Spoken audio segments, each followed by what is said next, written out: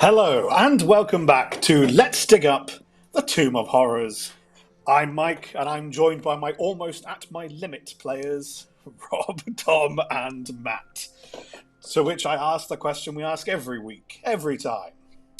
What happened previously in the Tomb of Horrors? No, fuck that. What did you mean by that? Yeah, we're at our limit. Yeah. Do you mean we're at our limit or you're at our limit with us? Just in Explain general. yourself. All of the above, Matt. All of the above. It's fair. Either way, it's fair. You had just fought a crypt chanter. A random, pointless encounter in a pointless room. We beat her. It was mildly irritating. She did me some damage, I think. You had some negative levels. Yeah. In Just a a mysterious-looking cave that looked really interesting, but wasn't. But no one And then we went back, searched a bit more, found some dead ends.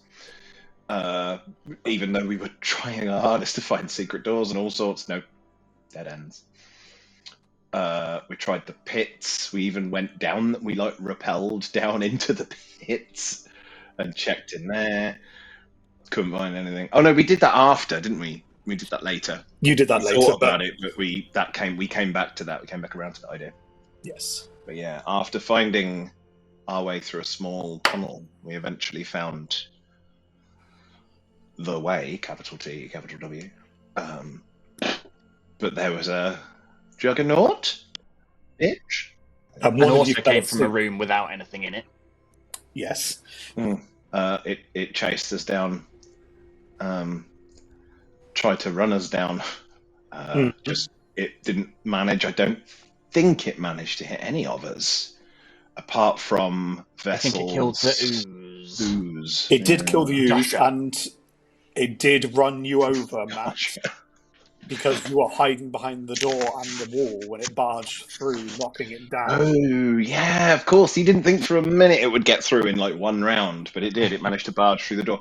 But Jaques' plan was to get it to chase it, because it's a juggernaut. It looked pretty much like a go at mindlessly whatever it can see. So he figured if I could get it to run at me towards I sort of imagined it as, you know, Fred Flintstone's car.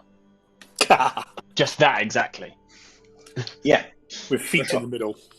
Yeah, 100%. But it fit quite perfectly inside the pit. That it did. Like it was designed for it. I like to think that it went, you know, those AI videos where it kind of went and then just slowly descended like really beautifully into the pit. It was a perfect fit. Yeah, so we beat it. We didn't actually kill it, but we beat it. Yes, it's still technically alive at the bottom of a pit. We sent it to the depths. Technically. It was great. Yes, and then what? Searched his empty room. You did. Sure did. We'd already found the door. Yes. Before this, I think we realised that we couldn't get through the door. It had 3 slits in it, or slots, depending on how you want to say it. Probably slots, just so it doesn't sound disgusting. No, I was kind of. I wanted it to sound disgusting. I'm trying to bring in the viewers, man. Slits. It's good for the algorithm. Is that why you were also eating? You're trying to get into the ASMR community. You named your ooze gusher. You're not innocent. You're not innocent in this, dog. Don't play coy with me. Don't try and act. Don't play coy with me. I know where you've been. Yeah, so we found the door with the slots in it, and they were. We couldn't quite figure the door out, so we went back, and that's when we saw the juggernaut. So when we couldn't figure out anything from the juggernaut room, we went back to the door and started trying to just shove random stuff in the holes. Yeah. Yeah, like slots, but sort of long, thin slots. Yes, long things. We were trying to ask a bunch of questions that basically would have led us to figure out what was supposed to go in the holes, because we figured it was some clever little puzzle, and there was stuff we'd have to find, something out of the juggernaut maybe, because that'd be kind of clever, wouldn't it? You know, yeah, you've beat the juggernaut, but now you have to retrieve something from the juggernaut to open the door. But no, it was any old shit you can find lying around. Any Stick it in the hole. Any old shit is fine. It was actually for 3 blades. 3 blades, yeah. But it wasn't any specific 3 blades. It was 2 random blades we got from the bone golem earlier and Jaques' knife. Mm-hmm. Yeah. It was a really weird puzzle that we just didn't get. But it's not really a puzzle, is it? Nor is it a lock. I think we would have tried it earlier as well if we just hadn't been imagining the wrong thing, I think. Yeah. We overthought it. Yeah. We overthought it. Yeah, don't imagine. Your imaginations are wrong just and you will be punished. But then we found the columned hall. I'm really sorry. I'm really, really sorry. I wasn't saying anything important. I barely remember what happened last session anyway, so my contributions were just repeating what you were saying anyway. So just every now and then, when you're talking and it's silent, just dub over. At this point, I said something. Yes, I agree. Really clever. We finally worked out that it hall. was a good idea, as I was complaining, but you probably didn't hear me. I was complaining that we may not have had the blades, but luckily we did have blades enough to put into the sheaths. Oh, that's a good idea. Just rename them sheaths, then we know what to do with them. And it then opened the way ahead. Into the columned hall. Into the columned hall you'll come. Into the columned hall you'll come, and there the throne that's key and keyed, which we came across a throne, didn't see any keys on the throne. But we did come in the hall. We did come in the hall. And on that note, no, we found out there was a passage behind the throne. We were partway through investigating it, so we were having a look around. I'm sure we can recap ourselves as we're in the room already. Yes, so you only really got to start. Back at the entrance, no. Let me get you there. I will ping you there. So yes, you'd only been able to start to explore this before we had to knock it on the head. But of all the things you can see, you got to the throne. And just to remind you, a stark black dais holds an obsidian throne inlaid with silver and ivory skulls. A crown and scepter rest upon the throne. The crown is golden, while the scepter has a silver end and one of gold. And just because I want to really emphasize how this looks, I'm going to show you this. Oh, nice. We didn't see that last time. That's because I did it just now. That's lovely. So we'd already picked up the crown and the scepter.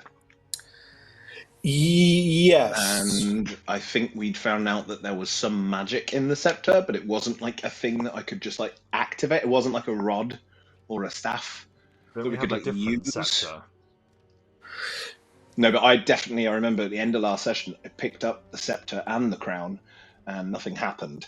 Yes, I thought you were going to. We weren't able to like activate it or use it in any way, so there must be some other way of using it.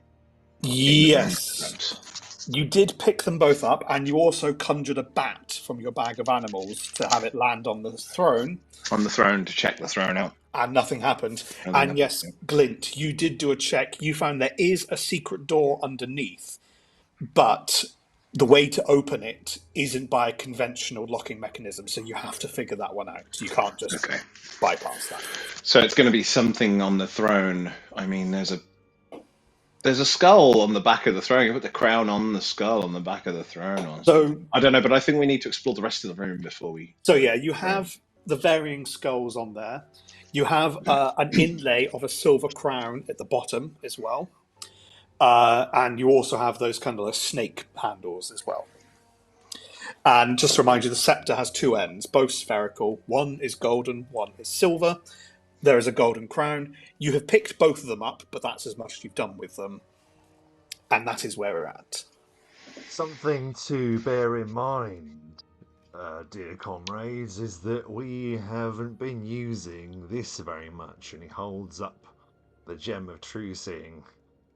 We still have a number of charges available left, and I dare say that this is the room where we may need it the most. So let's make an account of all the things that we need to investigate, and then we can cast our eye upon it with true seeing. So we are. How long does it last? It lasts. Each use of it lasts like 10 minutes, doesn't it? 1 minute. Oh, 1 minute. So we'd have to be, so we've got to be pretty quick. So we know that in this 7 room, left?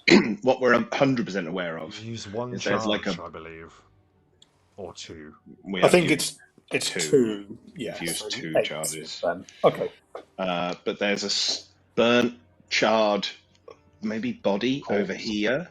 And we know that there is, high up on the sort of wall, but higher up than us, there's another devil face, green devil face. It's Over 25 feet in the air. Yeah. Very confusing. Which There's we another- didn't do detect magic on that yet, did we? You only use detect magic specifically on the crown That was and on, the scepter, to which both gave you overwhelming. Overwhelming transmutation. Evil. Overwhelming evil transmutation on both. Transmutation, yeah. But we weren't able to activate them in any way, so we need to explore more. Should we go and have a look at the burnt thing over here, and then I'll do detect magic on this devil face to see if it's the same destructive horror as it was the first devil face that we saw? Sounds good to me. So let's go and have a look at the burnt thing over here. Mm-hmm. Oh, the dynamic lighting is going grey. Actually, hang on a minute. What am I doing? I'm just strutting off ahead. Yeah, I did wonder. You got a death wish. I completely forgot what was going on. Glint. I forgot myself for a moment. Completely forgot that I am not a This rogue. is a little while to And that I am French. get back in, yes. Yeah. You had a head injury last time. Is it easier for me to remove the dynamic lighting on those pillars? No. Okay. It's not causing a problem. I'm just saying because there's so many of them, it's just making really wild patterns. But I think it's a that's really okay. cool effect, actually. Yes, it's a little intimidating. But Glint is looking down there. Where I'm pinging here, is that just an indentation into the walls in the north, by the looks of it? I'm just seeing these black shapes that I can't see through. So is that like an indentation, or is that like a part of the wall? It looks like it's another part of the wall. It'll make a bit more sense when you go over there. Yeah, no worries. But it's almost like antechambers adjacent to the wall, if that makes sense. Oh, I think I saw a door over there, actually. I thought I glimpsed a door. Yes, there's a door over there. Jeez. I thought I saw openings, but I wasn't sure what they were. I'm going to say this because you're already there, Jaques, and the others will from your... We can join you, Jaques. Give me a moment. Cinders, ashes, charred bones and skulls, and the crisped and blackened remains of gear, clothing, arms and armour are strewn about a huge glowing orange gem. A huge glowing orange gem. That's in the dead centre of there, which... When you say Almost huge... as if the explosion has come from this huge glowing orange. What do you mean by size. huge? Bowling ball? Fist? You mean huge category? No, huge is in the size of a tangerine. You know, it's a big gem. The size of a tangerine. Right. There is Jim, the size. We've banked it. We should give it away. Of a tangerine. I've missed such an opportunity for my character. God damn it. I'm going to rescind my previous voice in Vessel. Now, talks like this. Next character, Dom. There's still time for another character to come in, mate. Oh, there is. Dominic. I've still got my other characters lined up. Never. So, yes, there is further in the campaign we get, the more ridiculous those characters are becoming. For when I do bring them, they're going to be silly. Mm-hmm. I don't want to get any closer to that pile of nonsense.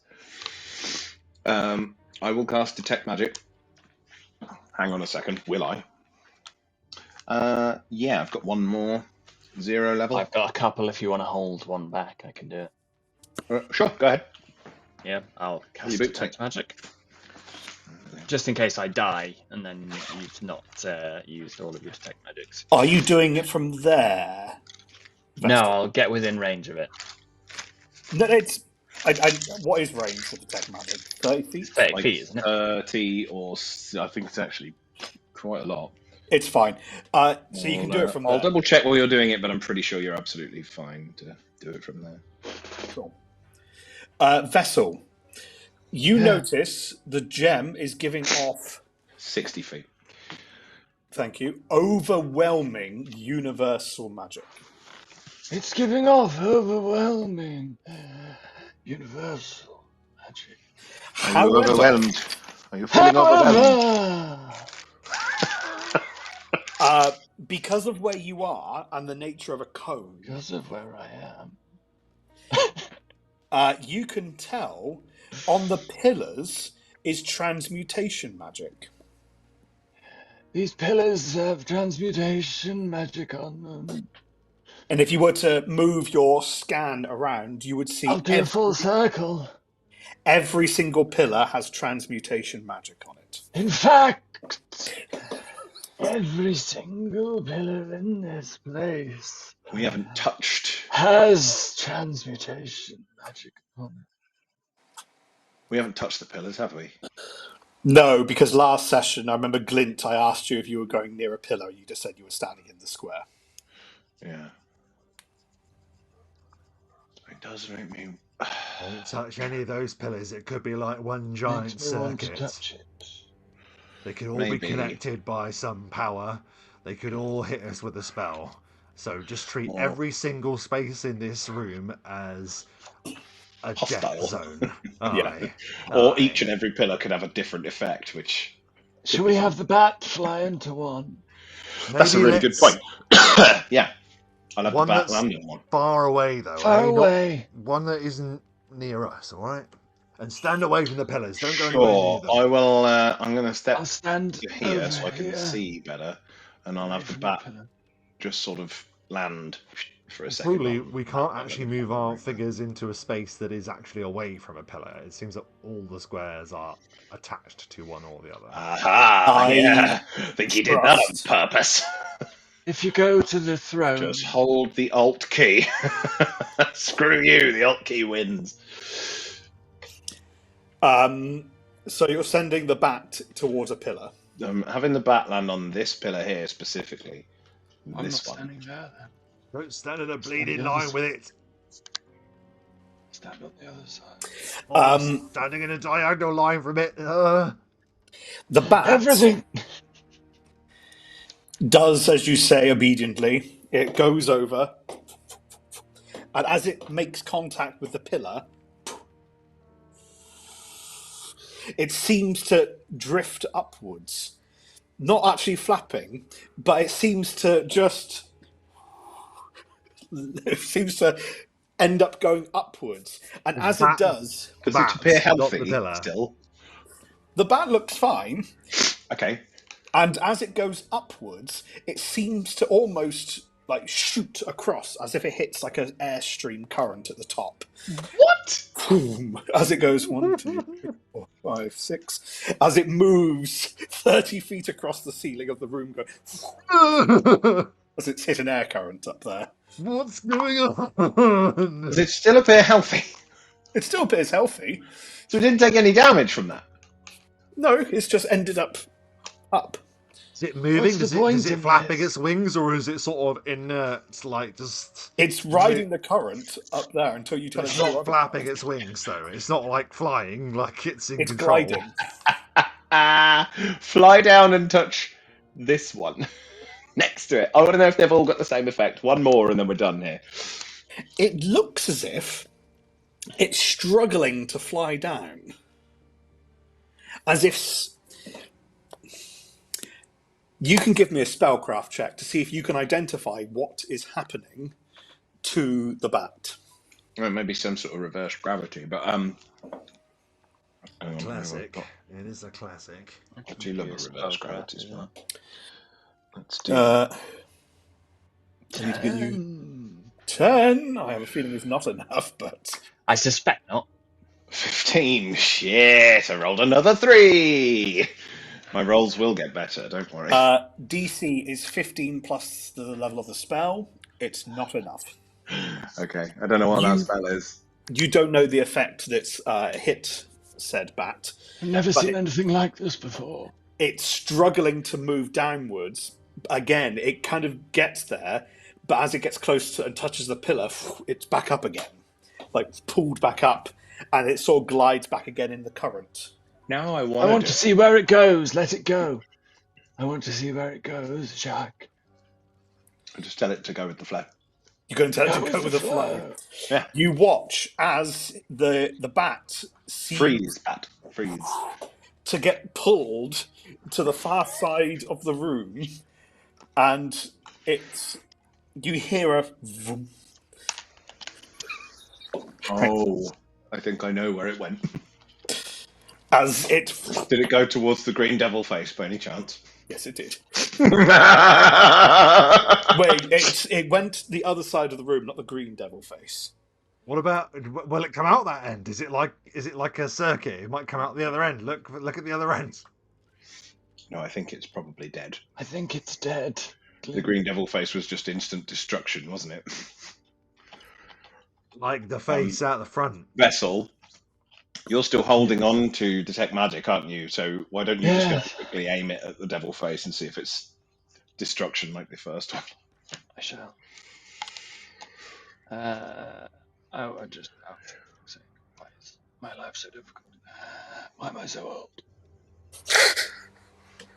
Oh my god. Pillars. Don't touch the pillars. Yeah, I'm within 60 feet. There. Yes, you are, yeah. There we go. I'll have a look at the devil's face that I can see on the other side of the room as well. There is no destruction, evil magic. There is... Hang on.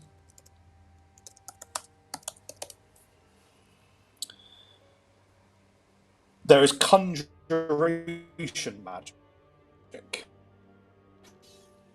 Conjuration. And that could be a portal then.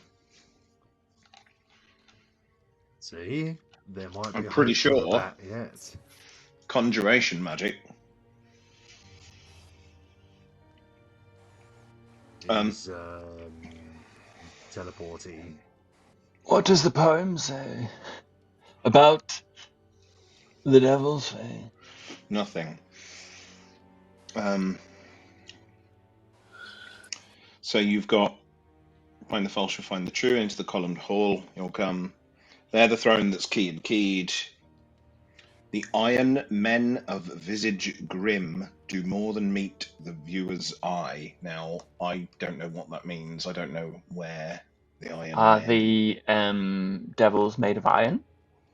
I don't think so. They're green. They seem to be more made of like stone and other metals, but not specifically iron. They could have been made from iron. They could have just been... I've forgotten what it's called when metals go green. Verdigris, there's an oxygenation thing. Oxidized. Oxidized, yes. Could just be oxidized, but it's not. Okay. Interesting. But I won't be going through any portals again. Unless it's necessary. Do I think... What did you say? It was conjuration? Yes. Conjuration. Do we think that conjuration magic... Because I'm a caster, but I, as a player, don't really know. That's the sort of magic that teleport comes from. Give me a spellcraft check.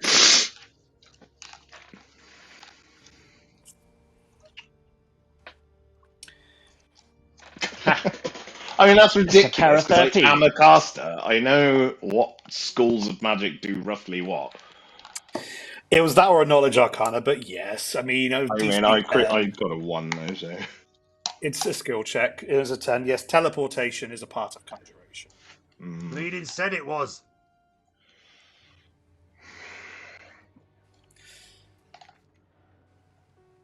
So whilst Jaques, you're there, whilst Vessel, you're scanning. Glint, what are you doing at this point as well? We need to search the remains. Yeah, Glint's going to be. He will actually follow the exact footsteps that Vessel took to get to where he is. I think first. And he's just going to look a bit closer from there at the door that lies ahead of him. Yes. On that sticky out a bit of wall. The small door seems to shimmer with a faint blue light. A sturdy brass ring hangs enticingly at the centre of the door. There's magic wards on the door, unfortunately, my friends. I don't think I'm going to be able to pick that if it's locked. He's going to quickly run the length to here. He will conduct a search check as he goes, so he doesn't trip anything on his way. A ring like a knocker in the middle of the door. Not a knocker, just a ring. You could knock with it, but it's just how you'd open it. Open it, right? Okay.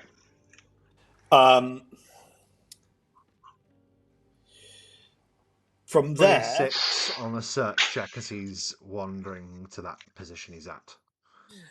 I mean, the whole area, you can see there's nothing really beyond these pillars. There's been no indication where you are of anything hidden. There's no indication in the vicinity of any trapdoors in the floor or anything like that. What you can see is a small door that seems to scintillate with a faint violet light. And a sturdy brass ring hangs enticingly at the centre of that door as well. Chancing it, he moves to this position and looks at that door. Again, the small door seems to shimmer with a faint blue light. A sturdy brass ring hangs enticingly from the centre of this door as well.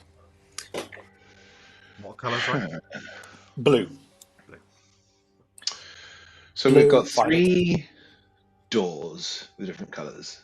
A devil face that maybe transports you somewhere. I'm just gonna. Okay, so I'm gonna shout because it can't telepathically hear me. I'm very much hoping that if it's able to hear me, it can respond. So I will shout for the bat to make as much noise as possible, screeching, and if it can get back to me as quick as it can. And then everyone shh. Now you're going to have to make me... Now I've got to do a listen check for the bat. So bear with me. I am shouting at the top of my lungs this. Oh, +8. I mean, bats should have a good listen, shouldn't they? They use sonar. I'll do it in... Jaques does it in the highest possible pitch.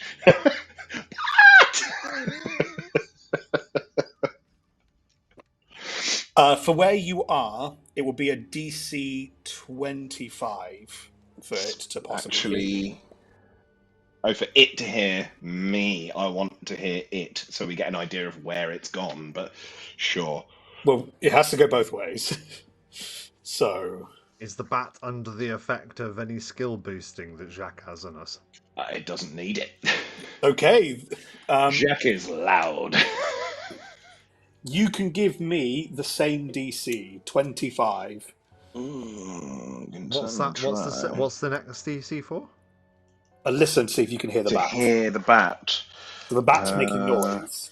Well, hopefully, but if the bat's heard, as it has been successful, if it can obey your command, yeah, we'll see it. If it can't, if it doesn't, then we know it can't obey. I think I might cast heroism on myself. I must experience the wonder as a part of an inclusive I'm sorry, community. everybody. It's one of them random webpage adverts again. Fuck off! Teesside University today. Go away. Right. Where the fluff?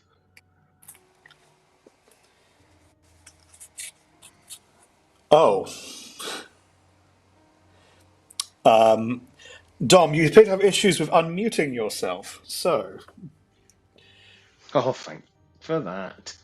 Does there need to be... Do you need to refresh, Dom?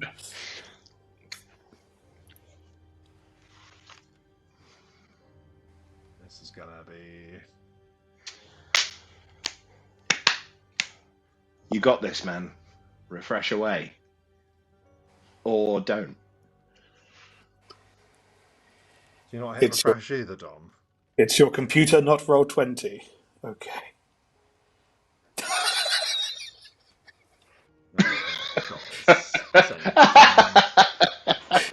If you go into your control panel and mute... The Game of Horrors is cursed. So if you go into your control panel, go to the microphone settings, it should... Yeah. Okay, whilst Vessel, you attempt to unbreak your computer. I cast Heroism on myself. The reason I do that is I think... Do I still have a negative level? Yeah, I do. I've still got one negative level. So that will undo that. And give me a +2 on the skill check. So this is my listen. Come on. There we go. I was due a better roll. So I want to know where it is. What direction is the sound coming from? I can see you... Oh, Dom's refreshing. In this sort of direction. Oh. Okay. That's actually... Yeah. Right, so before we decide the doors or anything like that, can we search the remains? Because if that's a death, we want to know how that happened. It might help us to avoid the same fate. Retracing his footsteps back the way he came, Yes. returns to where they were. Yes, so you're going to do a search check on the charred remains. Yeah, Bardic and music. hopefully the area around it. Bardic music's on. That gives me a what again, Chew? +2. I keep +2 to your pasting the gifts. same thing into my bleeding shit. Oh, 37 is my search check. I'll be honest, all the items here are cooked. There is, as I said, there's like remnants of armor. There looks like the remnants of like a mace or an axe, but all of it's incinerated beyond any form of use. With a search check of Sorry, go on. I was going to say, beyond all of everything that's there, the charred bones and skulls and the blackened remains, the only thing that is untouched is the huge orange gem the size of a tangerine. Tangerine. And does it look like, from the scorch marks, that it emanates from where the tangerine is? It's quite convenient that, yes, dead center is the gem. That looks like a spicy tangerine indeed. Does the tangerine look in any way like it could fit into the crown or the scepter? Does it look, when we look at the throne, like there's a slot in the throne that the tangerine could go into? What do you mean, slit? Whilst Vessel is reminiscing of a tangerine-sized gem in the anus. No, not even acknowledging that. There was no gem-shaped concavity on the throne or the crown or the scepter. I've got a gem-shaped back. Vessel's got a lovely concavity. And I'm naked, so it's very available. We blissfully forget that you're naked, and then it comes and then it does it? crashing back to us, that you're naked. Very good. Well, it's safe to say that that is an unsafe magical item that we should probably avoid unless we find no other solution to this damnable place. May I make a use magic device check? No, I was thinking if we all just go over here, right, and step over here. Where's that? What would the armor class be to hit the gem with an arrow? It gives off an overwhelmingly universal aura. Universal. Oh. As was Vessel's thingy. Oh, it's technically tiny. Tiny gives you. Yeah, I mean it's tiny. Can roll it's as either many times as we need, to be honest. It's 16 or 18. We'll just say 16 it's static. 16 is the armor class to shoot the gem from a distance. So, Jaques, were you? I got a 17, so yes, successful. So he pulls out a bow. Well, that's not true, actually. He's playing. His bow is attached to the side of his Bandonian. Shoot it with so his he just as it makes a noise as he fires it with the Bandonian. As you do, the gem goes ding ding and just rolls as it kind of clatters and knocks against the wall. Right, so agitating it in some way doesn't make it do anything. Summon another tiny creature. We know it's just universal magic, right? And universal magic isn't necessarily evocation magic. It's not. Pain is universal, Jaques the Bard. Pain is universal. That's one thing we all share. But on the type of magic does not necessarily mean that it is all just kaboom. Yes, touching it with the arrow didn't seem to. Universal magic can be many different things. It is not necessarily a trap or a but it's fireball. Magical. It's magical, which means that falls firmly into your remit, Vessel and Jaques the Bard, and I will happily sit back and yield to your greater expertise. I vote send a tiny creature. I don't think I can summon another tiny creature while the last tiny creature is still alive. Which it is. It is alive, yes. So Jaques will get like a bit of cloth, like his cloak. And same as before, I mean, he's just, doggy bag. He's out of patience, so he'll just put it around his hand like a glove, and he'll pick up the treachery. As you pick it up, you are, as your hand, even through the cloak, touches and collects the gem, you are telepathically infused with certain knowledge that this gem can grant one wish to its holder. It is a holder making a verbal wish. That is its power. Thank you for the live action devil face.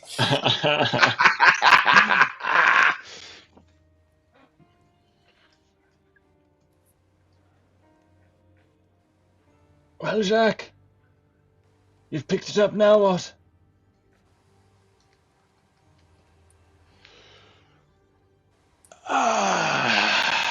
Oh man, that's to anybody that holds it. Mm-hmm. Okay. Do I now? Okay, but now I'm holding it. Can I glean any more about why this has caused such destruction here? Nope. Did somebody make a wish and it went horribly wrong?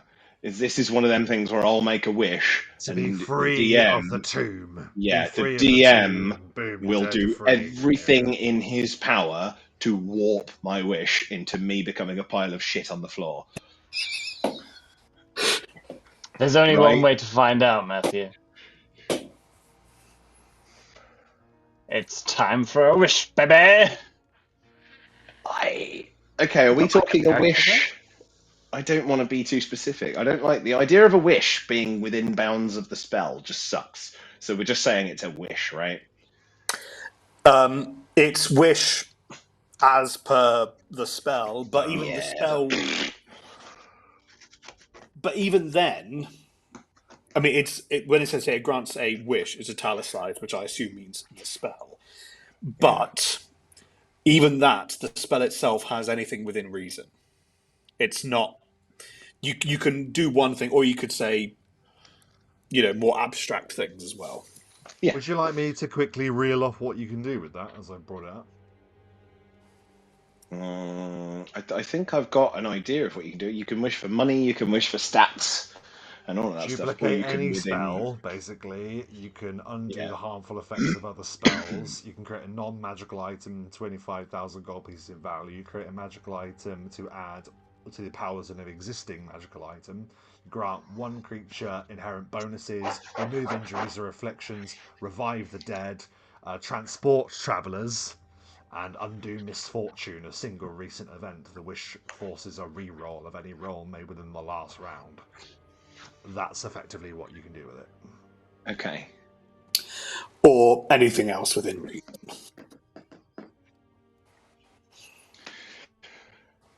I will. So in which case, I will to strengthen it because he knows it's magic. He'll put it in his bare hand. He will say to Vessel and Glint, "This will grant one wish to whoever is holding it. I will give it a go. If it works out for me, maybe you can do the same." And he will say, because I don't know how. I know how much you're going to fuck it up. And I want it to be within, so we're going to say, I wish that every single door, and that includes secret doors, within the Tomb of Horrors was open.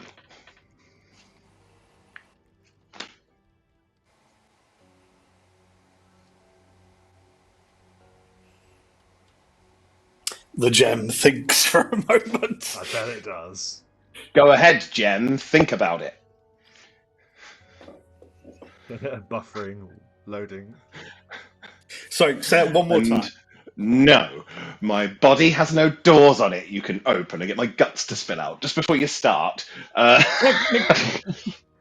wish that every single door, and that includes secret doors, within the Tomb of Horrors was open now. I'll stand in front of those doors. Hide from the doors.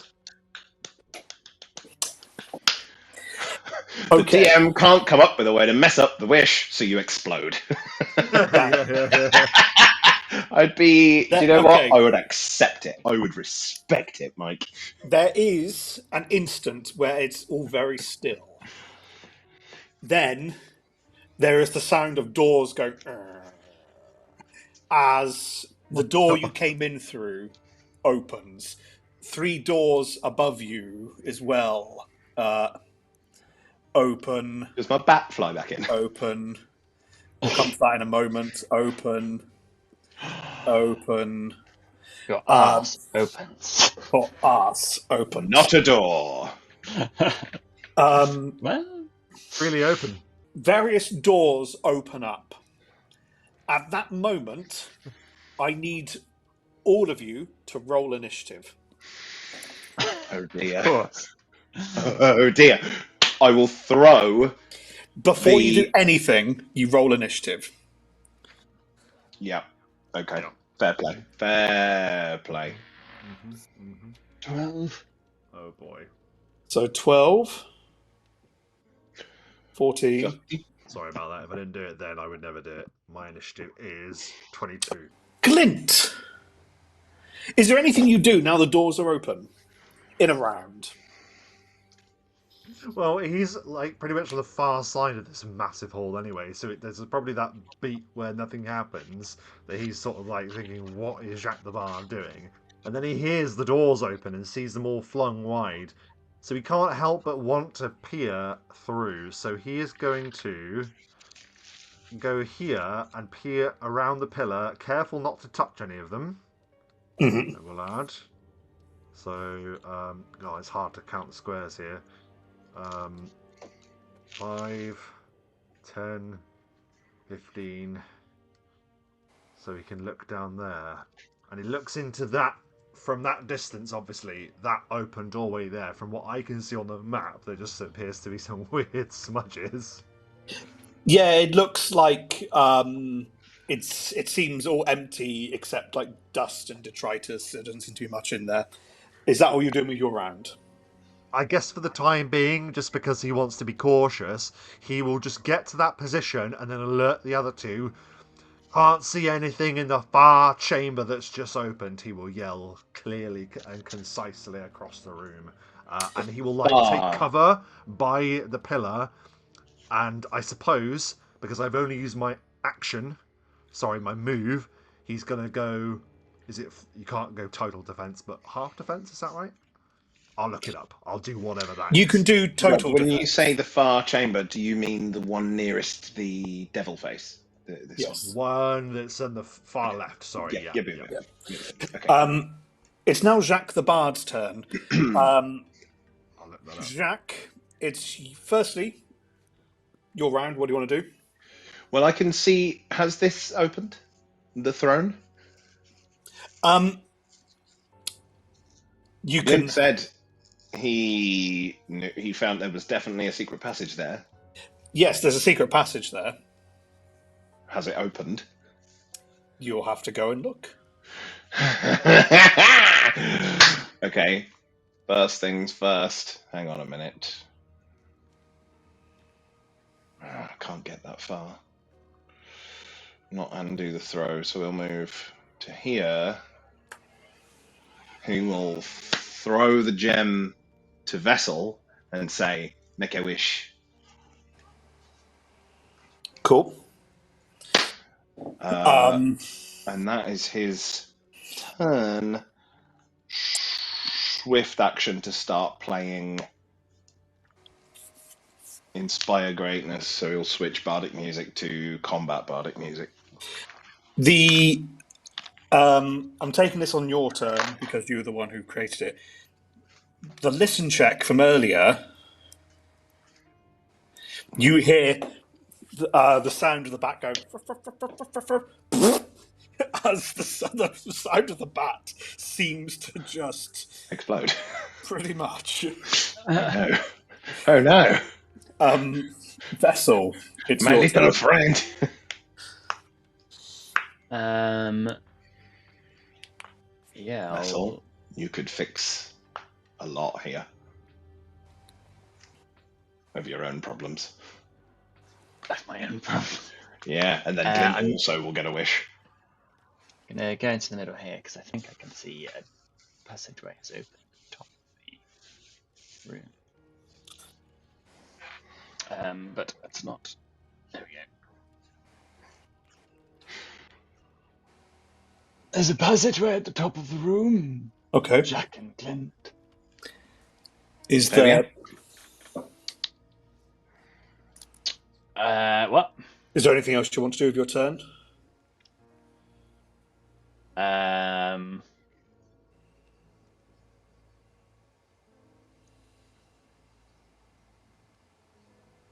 I wish for my altar to be returned to me. And all of my belongings. And all of my belongings. The Not that wish. Jack's influencing your wish in any way. You make the wish, but nothing seems to happen. Mother fluffer. Because at that moment, it's now the gem's turn in the initiative order. Shit. The gem from its previous wish glows bright red. Oh, no. You bastard. And then everybody within a 15-foot radius You bastard. needs to make a reflex save. No! Could Vessel and Jaques the Bard make a reflex save, please? Make it good. 22. It's about as good as I can get. That's pretty good. Jaques, You deserve that shit roll. do you want to know what the DC was? Yes! It's 23. It is 23. Of course it is. No. Wait. Oh, shit. The We had some boost, didn't we? Was Jaques the Bard not playing and had not set us up Jaques with the some Bard music? had just said that he was switching to But it continues, right? combat. So his previous music would have continued for another minute, so you would have had a boost to skills, not saves, I'm afraid. Yeah. Jaques already used his boost to his saves from heroism, but unfortunately, because he's got a negative level still. Is it a cancelled fire by a effect? little bit. It's technically a hellfire. Oh no. The DC Glint Glint the rat. Glint the rat's out of 15-foot range. No, I mean he can come and grab it in a minute, have another wish, and then throw The it. gem detonates in a ball of hellfire, dealing a fixed amount of damage. It deals 200 points of damage to anyone who fails the reflex save. Right. As it then turns into a stinking purplish mold. You just hear as it all goes melt.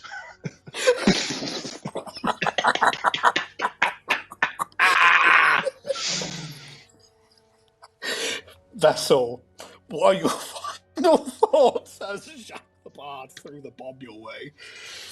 Bomb at you. Well, in a way, Vessel did get his wish. He gets to be with his altar again. So that's his final thought. I get to see altar again. And Jaques the Bard, what's the final thought? You heard his final thought. Just melt.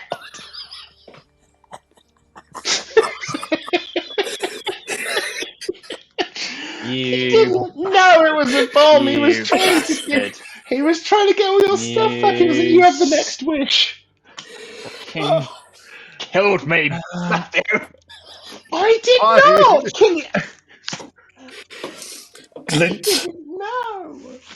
you stand on your own in the Tomb of Horrors.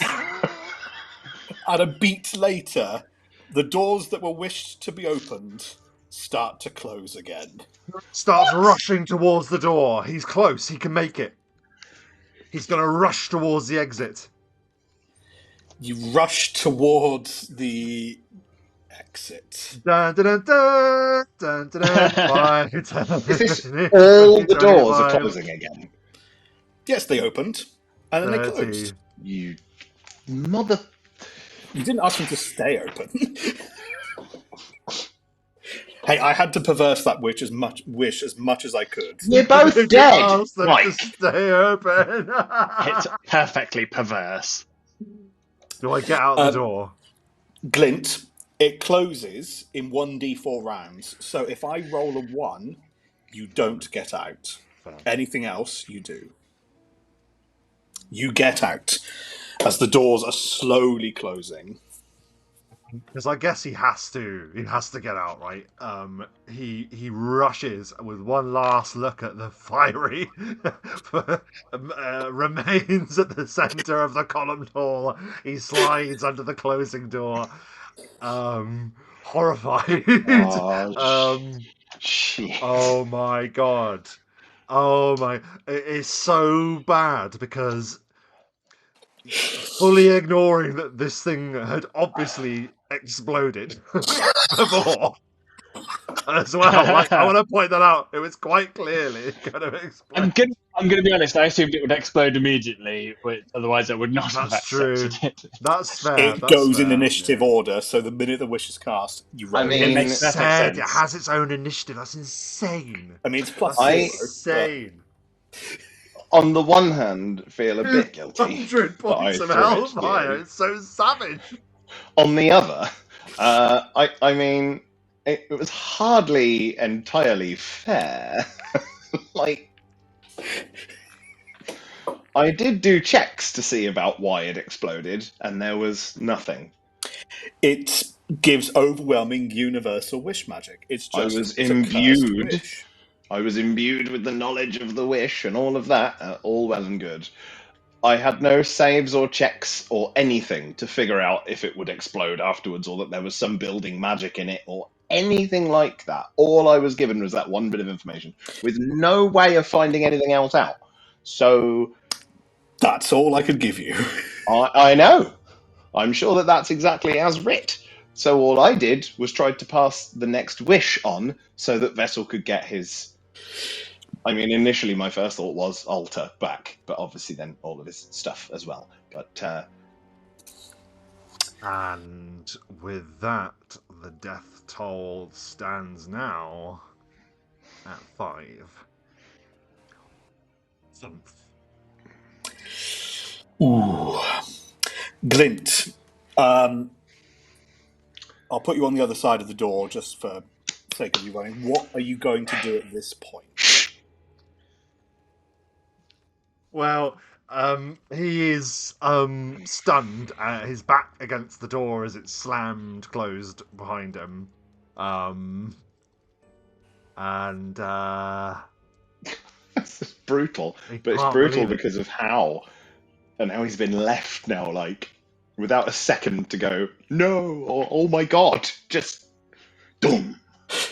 And though he is imbued with a vast amount of guilt, he also feels like this was the only option available to him, because I think if he had been trapped in there, that would have been him too, I have a feeling. So he sits there with his back against the door, stunned, in silence. It's like, why did she do that? Why did they do that? Like, he's just like, why? And his voice just echoes through the eternal halls of the Tomb of Horrors. Why?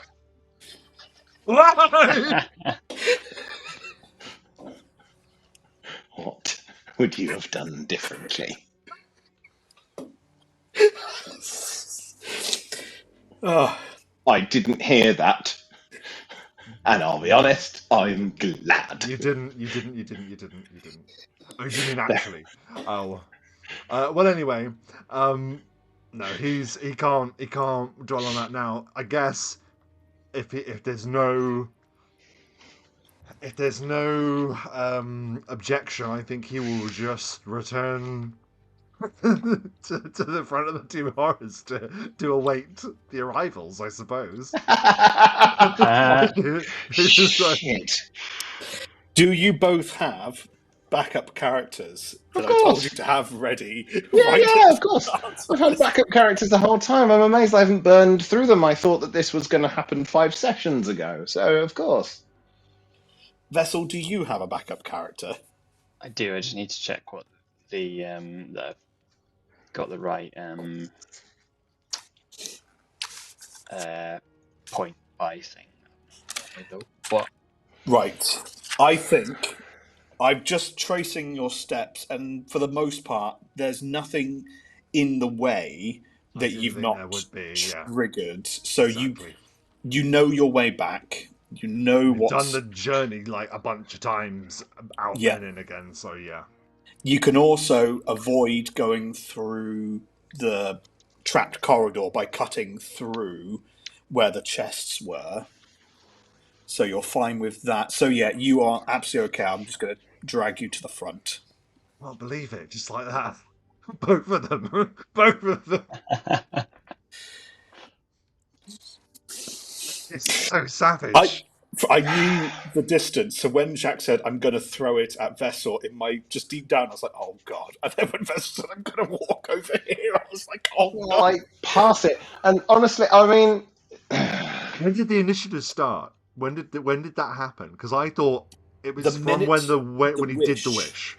is granted, you go into initiative. So once the wish is made, straight into initiative rolls. I thought the initiative was because there was going to be something coming out of one of the doors to attack us, or a few things coming out of the doors to attack us. I thought maybe, that might be trouble. The But we gem can had escape into initiative. the passage or whatever. I didn't think for a second. The gem had initiative. That's bonkers.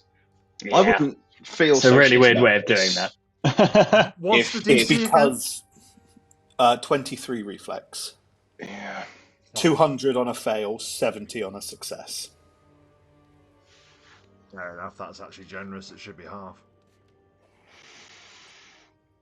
There were so many things that I was handing out willy-nilly to boost stats, and it just so happens it wasn't a save. I think at this moment, why don't we take a quick early break now? Give you guys a chance just to sort your bits out.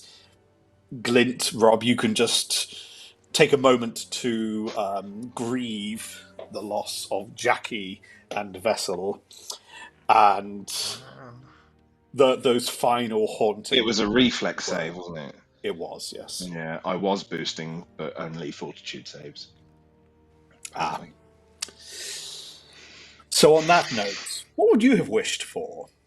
What would you have done with a gem of Earth wish? Just trying to do a wish that you couldn't immediately fuck up, and then I thought the other two can then build on what I've wished for. Do you know what I mean? I didn't want to wish for let's leave the Tomb of Horrors or. And on that note, with our death toll rising now to 5, we're going to take a quick break so we can just sort out our newest victims for the tomb, and we will be right back very shortly. That's some bullshit right here.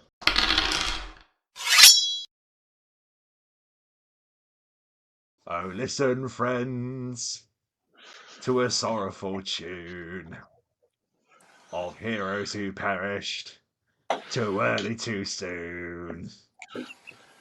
The stones of the tomb drank the fire and the flame, and carved in the darkness are 3 noble names.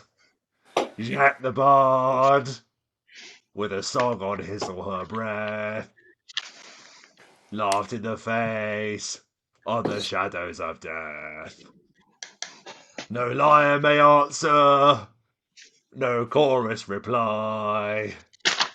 The music is silent, and like an echo he died.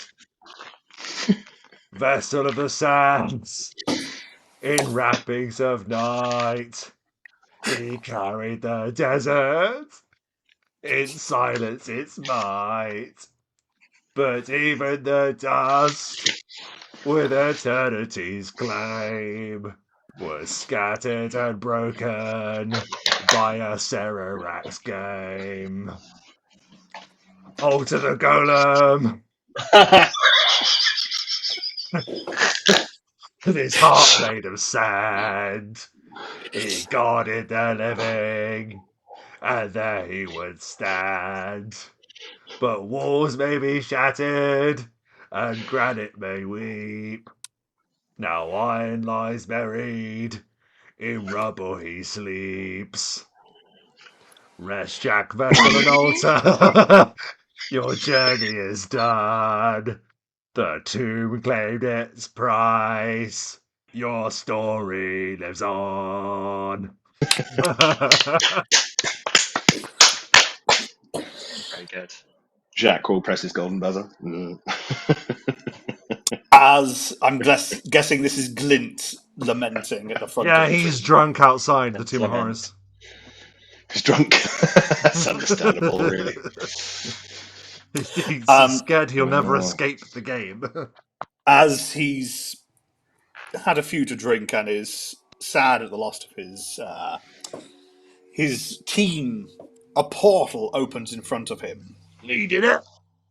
And the shadowy figure of Matt. What shadowy figure emerges? It's just me. It's just Matt. And I'm fucking hell, I'm in the game! Let's go meta. Well, Glint, you're expecting someone to come through the portal, and you look up, and you see Gorgamoth standing there before you. You see him, and you for a second you're sure, and then you realise, hang on a minute, Your comrade. It's not Gorgamoth, but it looks a lot like Gorgamoth. He's a half orc. He's greasy. He has black hair. He appears to have an eye patch on one eye. He's adorned in kind of really shabby looking like furs. They're all matted with like grease and blood. His skin is pocked. He's got like one tooth sticking up and out underneath. He's clearly attempted to comb his greasy black hair, so it's kind of partially slicked back, but it really has just served to make it look worse. And he's just pulling a great axe that's just too big for him. He's pulling it through the sand behind him, just dragging it, and he stands there, and there's just a sort of a puff of like mist that comes out of it as he stomps towards you in silence. This incredibly imposing orc that looks a lot like Gorgamoth. Both your face and attitude seem familiar, friend. But steady on now. He drags his axe over to you. He leans down towards you. His brow furrows and he says, "Have you seen my brother?" Oh, no. I said I was sorry before we started. Uh-oh. There's three or two of us. I don't know exactly, but if there's a couple, if I'm coming through, it means somebody's. But there's only one of you, and one that's not free because free came through, and I reckon there's probably meant to be. I don't really know. Where's my brother? We're gonna have a bit of a conversation. You'll have to remind me your name. Sorry, I can't remember. I do remember your face a little bit, but I don't remember your name. I am the little brother of the great Gorgamoth. My Right. name is Alan. Alan. Okay, Alan. Alan, as you are standing overlooking Glint the Rat imposingly, as you adjust your name tag, please. I'm trying ever so hard to adjust my name tag.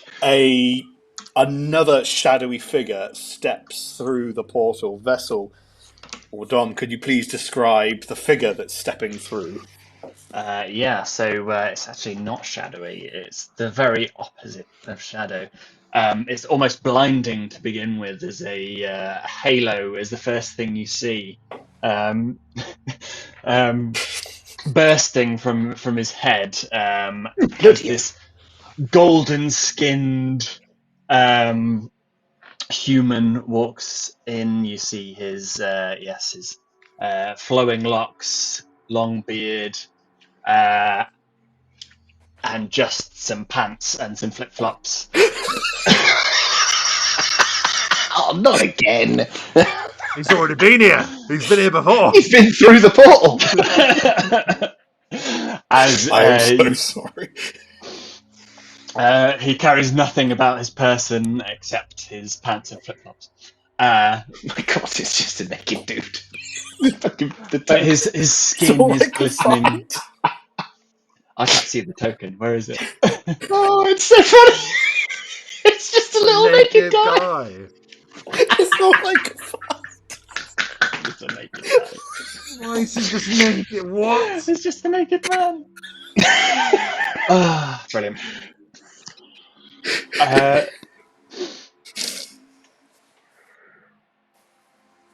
Hello, friend.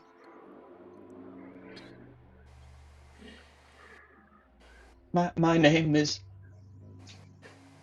Exalt Ornve, bearer of the glistering frost. I'm sorry, could you run that by us again?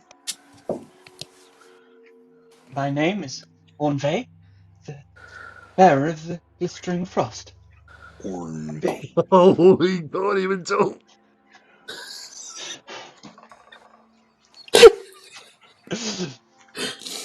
The bearer of the what now? The glistering frost. Not any clothes. I've got clothes. My order prevents me from owning anything other than what I have Bloody about hell, he's my a monk. person. Vow of poverty, Steve. He's a vow of poverty monk. Oh no. I mean, oh good, because that's awesome. No wonder he's stuck. Okay. Oh dear. How Oh goes dear. the expedition? Well, he was wondering that myself. It's been a few days. We've been sat there. It's been right boring. Oh, yeah, it's been going fantastically. So, with our new party now assembled, what will you do? Well, I reckon Just we should in start making our case, way inside and then. just in case, because I can't speak for the quality of the recording of what it was when we did your introductions. Do you just want to say what your characters are very quickly now that I'm recording again? So, Sure. Dom. Matt came in first. Okay, Yeah, Matt. right. Yep. I am an orc, a big, smelly, uh, gnarly-looking orc with an eye patch on, who happens to be the little brother of Gorgamoth, And your name? Alan. Thank you, Alan. And Dom. And Ornve is a glittering, haloed, mostly naked man in sandals and pants who is carries nothing and has nothing about his person except his pants and sandals. You did that so that he can't take all your stuff away, didn't you? I did. Very clever. It's very clever. Fair enough. Lovely. Alan strides past you, not seemingly being aware of anything like traps or anything like that, and he hasn't got a clue, and spots the body on the floor. Gorgonmoth! No! My brother! Why is he in bits? I don't like it. He's been partially chewed. I thought it was a custom among your kind, and I hate to generalise, but to die in battle, there is no greater thing. Gorgamoth died as he had longed for. So he neglects to put the point of screaming whilst being torn apart by a four-armed mutant gargoyle. Right. No, he Well, died well. He died well, I Alan. don't know. Maybe that's the kind of orcs you've met in the past, but me and my brother were businessmen. We were making it in the criminal world, and we were good at what we were doing. We wanted to live and be rich, but it's all right because before we came in, he said that he'd made a deal, and that if he died in here, he'd just be teleported somewhere outside. So it's totally fine. Let's carry on. Yeah, I remember that deal as well. For you'll forget, I also worked with your brother, worked closely with him, and I also made such a bargain, so it should be fine. Right. So if you die, it don't matter. No, forget I said that. Actually, we'll forget that I mentioned that. let's go. I know People the way. don't die in here, do they? Do you know? All right, you go. We'll follow. Where are we going? Yeah, if you just want to follow me, I would recommend that you just copy my exact footsteps. All right. Right. This is I'm going to grab you all. I'm going to move you, assuming that Glint is taking you the safest way possible. Blah, blah, blah. All that malarkey. Yep, we know where we're going. Yep. Ooh, there's There a you great big go. devil face on the wall. Have you had a look at this? Sticks his head in.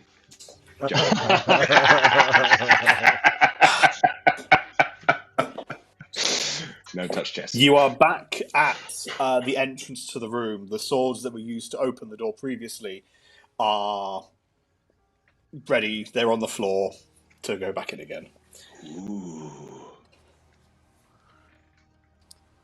Can you drag us to the spot? I'm sorry. Yes, I have, but I need to. That's a really big door. Please. Thank you very much. Thanks. So yes, the swords are on the ground, ready for you to open the door again. As they would have made their way through, Glint would have explained pretty much everything that he had uncovered that we had learned about not only the rooms that we have passed, but the room that lies before us. Everything about the columned hall, everything about the poem, which he scrawls down and hands to Alan. Right, yeah. He reads it very thoroughly, but you can clearly see it's upside down.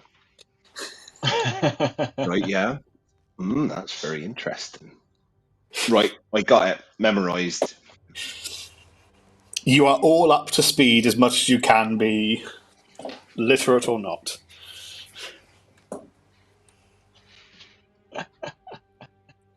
We got to put the blades in the door, and then the door will open, and then we'll explore the columned hall, and then Glint will put his one of the blades that have fallen out from the golem. He's going to put them into the door systematically as they've been placed before. Ornve will, before he picks up the sword, says, I just want to make it clear that I'm not keeping this. I'm using it for a moment. Ask us to do this. This is not my sword. This is an item that is yours or belonging to the tomb as a whole. Oh my god, I'm going to die. I'm going to die. Alan picks up the little teeny knife, just picks his tooth with it for a second, and then puts it in, and it looks ridiculous. I don't like these two. I like the other two more. I don't like these two. Well, as you say that, the door felt opens, very unappreciated. and you So see in now front this of is- you Without this is happening. the bodies of Jaques and Vessel, cindered and charred. Oh, whoa, look at that. There's a couple of bodies over there.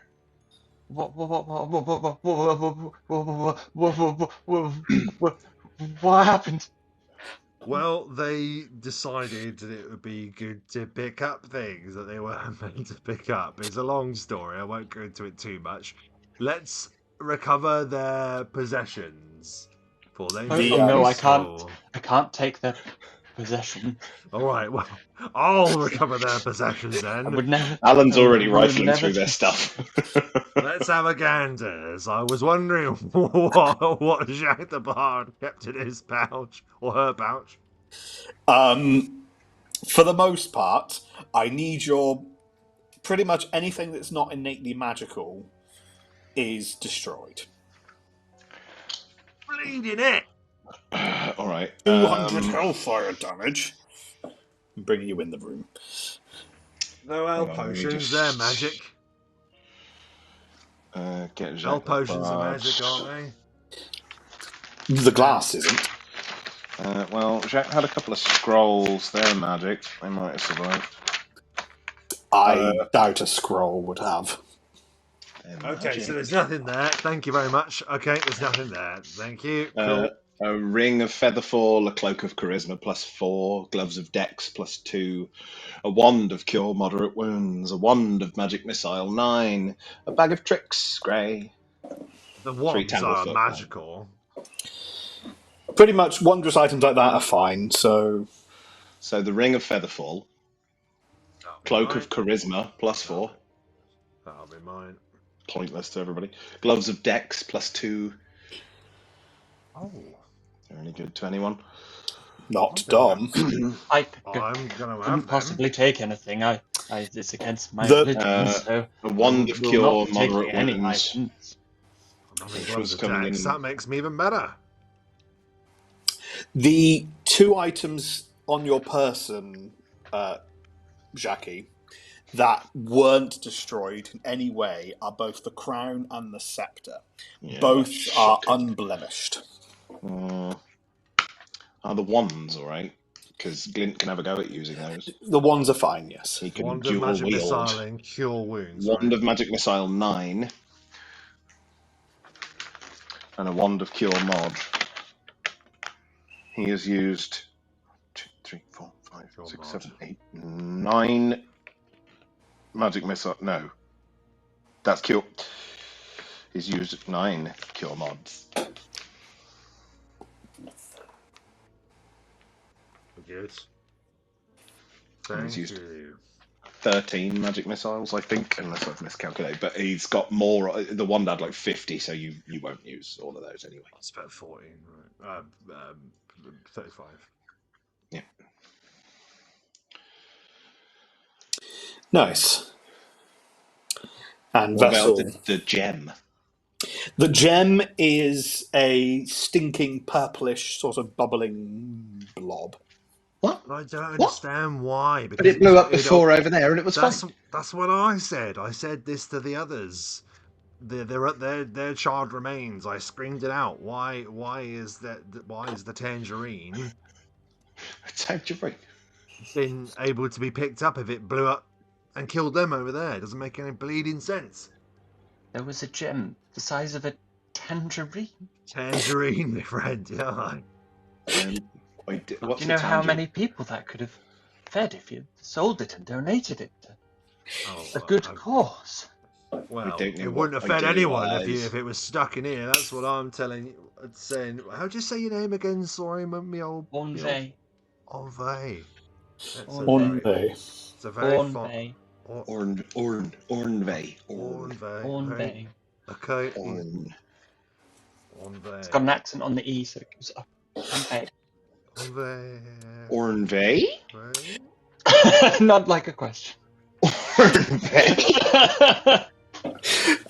I get it. I like to be, like civilized and all that, and so I Ornve.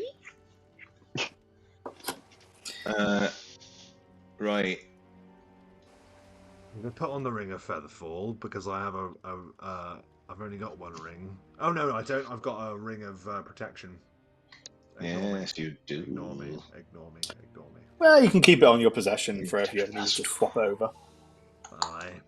If I start falling, for instance. Yes. As you do that, is there anything else right now you guys are doing? Well, it looked like that there was some mysterious force that pulled a summoned bat into a chamber beyond, and those doors opened when Jaques the Bard wished them to be opened, and I saw the one on the far left. That one seemed to be empty from what I gleaned. I wasn't able to look into the other two. The sound of the before he bat. died, he did. He shouted. Vessel, I forgot my character's name. Vessel shouted that the middle one had a passage to it. And that's where the sound of the bat came from as well. And you'd said that there was a passage, definitely a secret passage under the throne, but we didn't see anything open. The passage may have opened, but it may not have moved said throne or something. Some It's bullshit. broke against the... Sounds like some it bullshit just to goes crunch. me. That doesn't sound like open. Let's look in the dictionary, shall we? You didn't get a chance to properly examine it before blowing up. So, well, whatever. Jaques the Bard's open. Well, I don't really know what I'm supposed to do in here, really. It's entirely up to you. What can either of you bleeding do? Well, you tell me what to do, and I do it. What I can you follow. do? What are I do you? as I'm told really well. Okay, I was really good at bringing out the mead. let's go and look at the bleeding middle door then. You're going to the middle door. The All middle right. door. Have you expressly told us not to touch any of the pillars? Yes, I just said don't touch the pillars because it was like a gravity trap. I did say that. You did say you briefed everyone at the door what Right. was coming. Don't touch anything. I don't. He won't lean against the pillar for now. Right. Glint the rat is going to do a search check of the door in the middle, please. Okay. No boosts now. We're slowly but surely losing our mojo. Ornve, are you staying in the middle? No, I've moved. It just may not have caught up. That's that problem again. 24. 24, there's nothing wrong with the door. Yeah, as I said, it has a faint violet light about it, but you saw it open earlier and nothing... There you are. Nothing kind of came of it. It doesn't look locked either. Doesn't look locked, and it doesn't appear to be trapped in any way, but it does have a weird blue light on it, yes? Violet. And it's just light. It's not like a shimmering energy. It's just light. Nah, just a weird, like, kind of glow. Well, it's not locked, and I do not detect anything magical upon it. Have you, either of you two fine gentlemen, got anything that you would like to do before we proceed? Yeah, I'll have a little look at it as well. Alan leans forward and Jaques walks backwards. Just lifts up his eye patch and looks at it with his good eye that is clearly perfectly fine under the eye patch. I thought you meant that his other eye wasn't very good. He does a search check. Yeah, it looks absolutely fine to me. I don't see any traps on there. It's all right, Glint. I got you. So, you going to open the door? No, we go don't in, open the bleeding door. What are you doing? What are you playing at? You don't want the door open. I have a horrible feeling that there's Alan something wrong reaches with it. into his pouch and pulls out like quite a mouldy-looking chicken leg. Would you donate that, Alan? And holds it out. Do you want a bite? Thank you.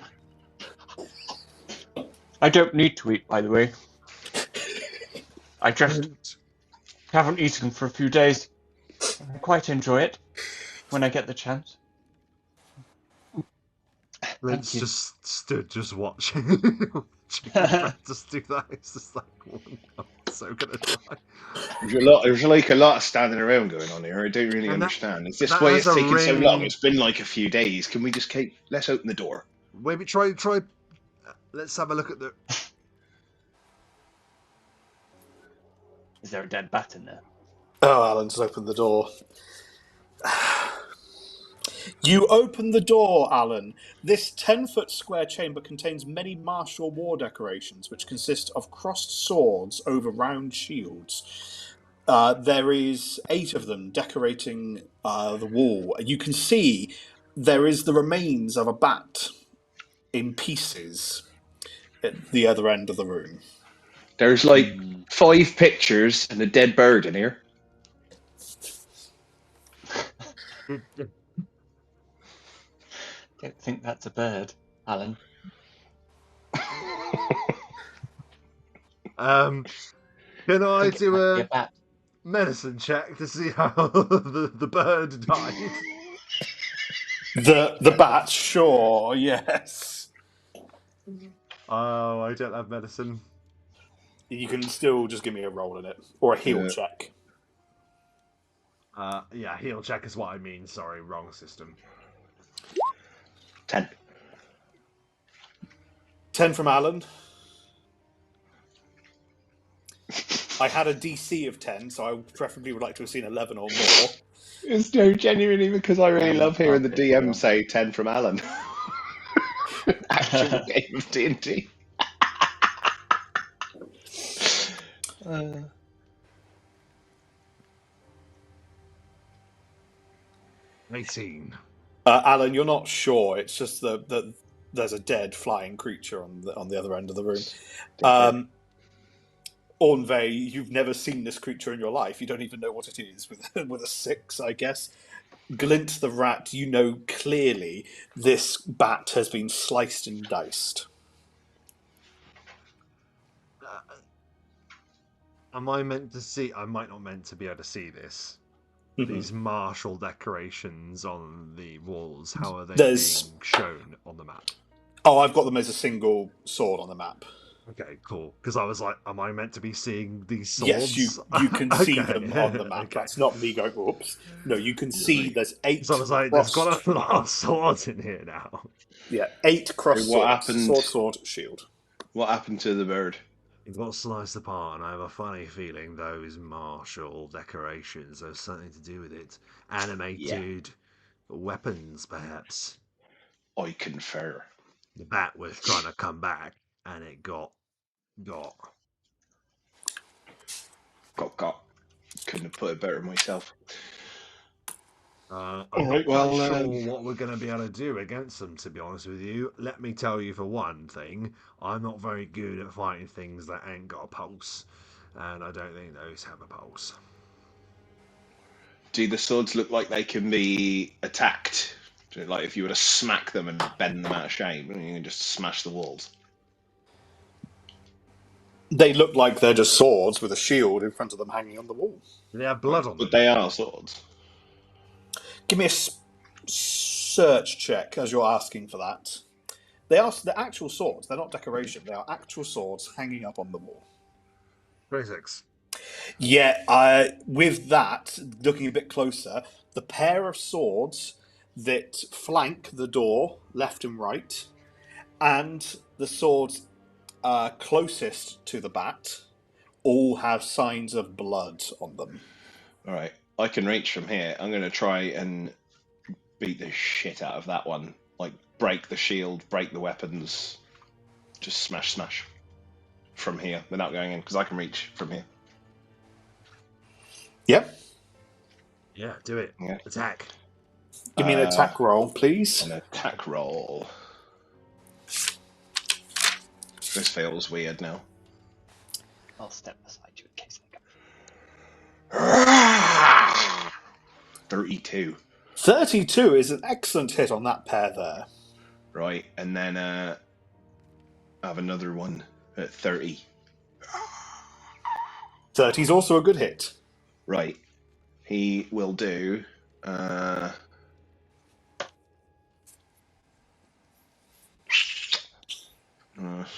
Sundering Succotash.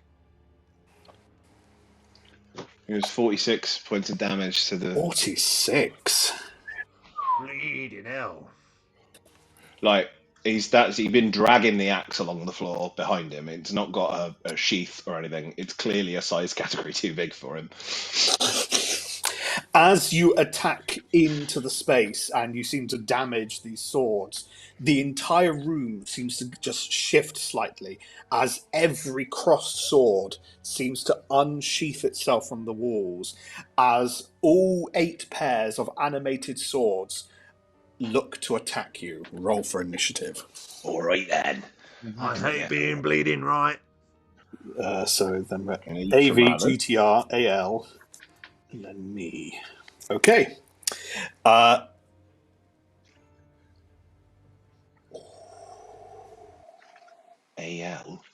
Don't call me Al. Don't call me Al. Sorry, Al?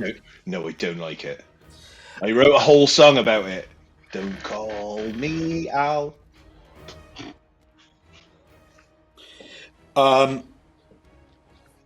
Ornvey, you see the swords all start to kind of unsheath from the wall, and they all seem to be just starting to like sort of hover where they are, looking like they're about to retaliate against that onslaught from Alan. What are you going to do? Ornvey punches one. The one closest. Yeah. Oh, you never actually said how much damage it looked like. Did I dent them or damage them in any way? Oh, it looks Or did like you look did some it- sizable damage. I mean, they look like the shield kind of resisted some of it as well. But yes, you did do a sizable amount of damage. Good. So, Ornve, you're doing a punch or a full round? What are you going to do? You'll do a full round of strikes. We'll do a little flurry of blows. Flurry of blows. Tell you what. Wow. One of them there flurries. How many do you have in your flurry? I will get 3 attacks. Flurry. Okay. Why? I was going to say, do you want to do them one at a time? Sure.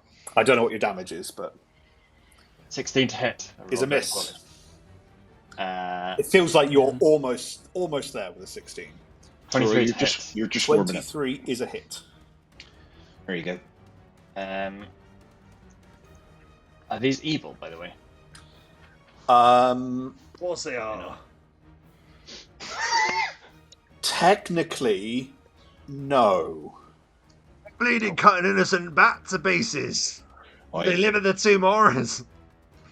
19 points of damage on the first one. Okay. And last It strike. Oh, sorry, go on. is a hit. Yeah, the first punch, it almost looks like you see cracks running up the swords from the damage that Alan had done before. And then the second punch. 17 points of damage. How do you destroy a crossed pair of swords? Just goes... Round the corner as well. Excellent stuff. As you destroy it into 1,000 pieces. Yes, it's a construct, so it doesn't have an alignment technically. This very particular ones. Glint the rat. You've seen your new compatriots, Alan and Ornve, just attacking into the room. What are you going to do? Not really doing an awful lot, to be honest with you. I know. I'll tell you what he can do. Glint the rat is going to produce the wand of magic missiles. The one who's just inherited from Jack the Bard, and is going to unleash the full power of the magic missiles. It can fire 4 or 5. Is that right? 5, I think it was, wasn't it? 5, I I'm think. pretty sure it goes up to 5. However, I need to see if I can do it first. So I'm going to use the 3 at use 5th, magic device check. Yes, 5. Mm-hmm. Which is a fail. Yes. Yeah, it would. Bugger. Yeah, to use a scroll. Sorry, use a wand as a flat DC of 20. So. Shit. But I've just noticed that it is a charisma-based skill, so if he were to put that cloak on next time, it might help him, but he didn't declare it. You'd so... get a +2, yes. Yeah, but he didn't declare it, so there we are. That's his Bear in turn. mind that cloak is like the most beautiful shimmering rainbow colours. I mean, It also has cooked it's the bard most on it. garish thing you've ever seen. Yeah, it's charred, but even through the char, it still glimmers. It's like Joseph and his Technicolor Dreamcoat. Nice. Yeah, that's his turn. He's going to start rummaging for the cloak. That's his turn. Yes, I just... It doesn't... Okay, it doesn't say that it's... Okay. I'm just checking if there's immune to spells, but... Oh, it's a construct, of course. I didn't even think about that. Well, it's not a construct. It's an animated sword. It's not a construct. It An is animated technically... sword is a spell. It is a construct, but on the base construct traits, there is nothing about being immune to spells. It's only on certain golems that have it. So actually, ignore me. You're absolutely fine. Wouldn't do it anyway. Yeah. So, Glint the Rat, you are setting yourself up ready for the next round. Alan. Do I get to go first? Well, it's your turn now. All right then. All right then. It's the avenue.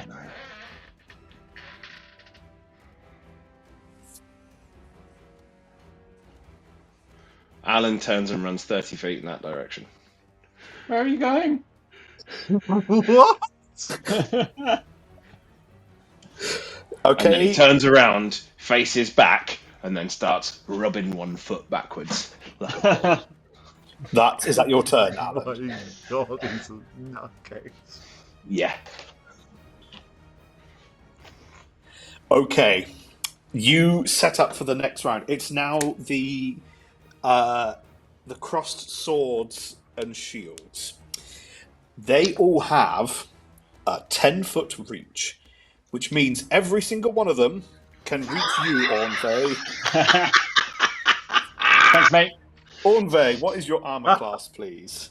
Pledge, your armor class will be through the roof. 30. Thank you. Tony, I know a monk with vow of poverty ever so well. Your armor class is ridiculous. Okay, so I have Beautiful. I have 14 attacks, of which I have to roll a 20 to hit you. Just roll 14 d20. That's the plan. And then nothing else is going to matter. One. No. Is it a critical, which means I have to roll Second another 20. 20. It's just a hit. As the very last sword, the one closest to you, gets one hit on you. I think Ornve should explain how he dodges the rest of those attacks. I would like to hear that once I've done the damage. You take 10 points of damage. Could you explain how this is Do just you have happened? damage reduction / magic? Does that come off? Or are they considered? They're just swords. They're just swords. Magic animates them, but they're Then not I take unless they've got a 5 plus. damage. How much? 5. Please, how do you dodge every single one? Badass. So Ornve doesn't actually dodge them. He just ensures that whenever any hit him, they always connect flat of the blades to his arm. And he's just soft hands, soft hands, soft hands, saying soft hands as he's doing it. Soft hands, soft hands, soft hands, soft hands, soft hands. And he just turns the blades, and every time they just sort of pat gently on his golden skin. Soft hands. Unbelievable. Soft hands. Excellent. And with those soft hands and absolutely only one hit, it's now your turn, Ornve. Is it? Do I go first? Amazing. Back to the top of the round, yeah. Great. Yeah, we'll use our flurry of blows to try and do some hits. 29. Is a hit. 21. Is a hit. Oh dear. 17. Is just a hit. Great. Armor class 16. Aw. Are you clicking your fingers? I hope, Alan? Slapping again, Matt. I'm excited. Sorry. Make some slapping sound. 50 points of damage from 3. Oh, speaking of a slapping sound. Oh my god. Which one, Ornve? Just the closest one. This one here. Excellent. Yeah. They have an insane amount of health, given that Alan didn't destroy his with his 40 or something, whatever it was. That's mad. Yeah, they have a fair amount. Your hands bypass damage reduction, aren't they? They are magical and good fists. Then, unfortunately, the damage reduction still applies. But you do a sizable amount of damage to this one. What does it look like? He always keeps his head very far back. And he's... soft. Excellent. Ornve, soft hands. Soft hands. That's hilarious. Okay, Glint the Rat, you're witnessing something here, but what do you do? But at the same time, as much as he's been like, disparaging of these two nutcases that have shown up. They also are far more proficient in combat than he can ever be. So he's watching them just kick the shit out of these things, and he's like, well, while they're here, they're being useful. More useful than I could be. He will use his action to activate the ring of blinking, and then he is going to hopefully stealthily approach the side of the door without them noticing. I don't know how you want to do that. Move silently and hide. Both. Do you want me to do both? It's within my movement.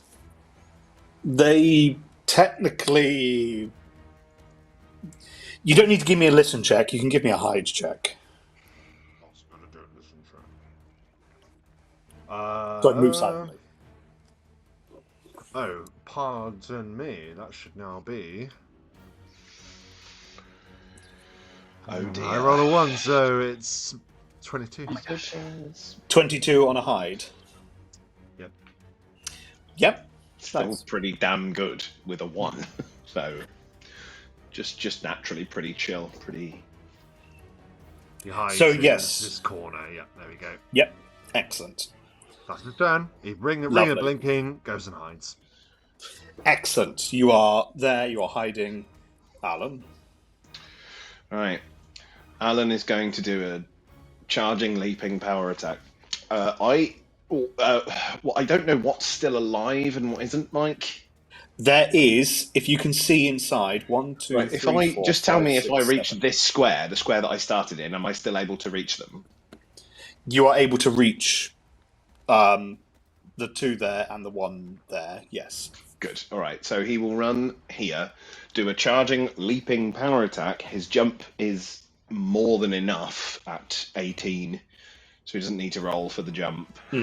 But as he does it, like, you can hear him say, so he starts the charge, he runs in, he says, "Swords are meant to have owners. They're not meant to float." And as he runs forward, you can hear his feet, like, boom, boom, boom on the ground, like it's a really mega amount of power, as if he has got all the charge feats. He leaps in, but as he leaps, you notice that he has got immense agility as he swings the axe. So he will go for a power attack, take 5 off, meaning he gets 1 attack out of these. So 36, 19. Critical? Unfortunately, that does not critical, but I don't think you can crit these anyway. And you can't, but no, you yes, notice easy hit. that he immediately follows up with a second attack because he has pounce. Pounce, wow. Very good. Love some pounce. And the charge at 27. Easy hit. Is this the one Okay. on its own here? This is going to be some devastating amount of damage, isn't it? I just wanted to see how much damage I could get a character to do, but it's fucking silly. Okay. Yeah, what so... Gorgoroth could have done if it survived and hit. Okay. So it's 2 hits. We get the charge attack, which gives us that. Do that, add another to that. But it was a leap attack, so that whole thing is times or more, depending. So it's actually, hang on 1 second. What did I have? 13. What's...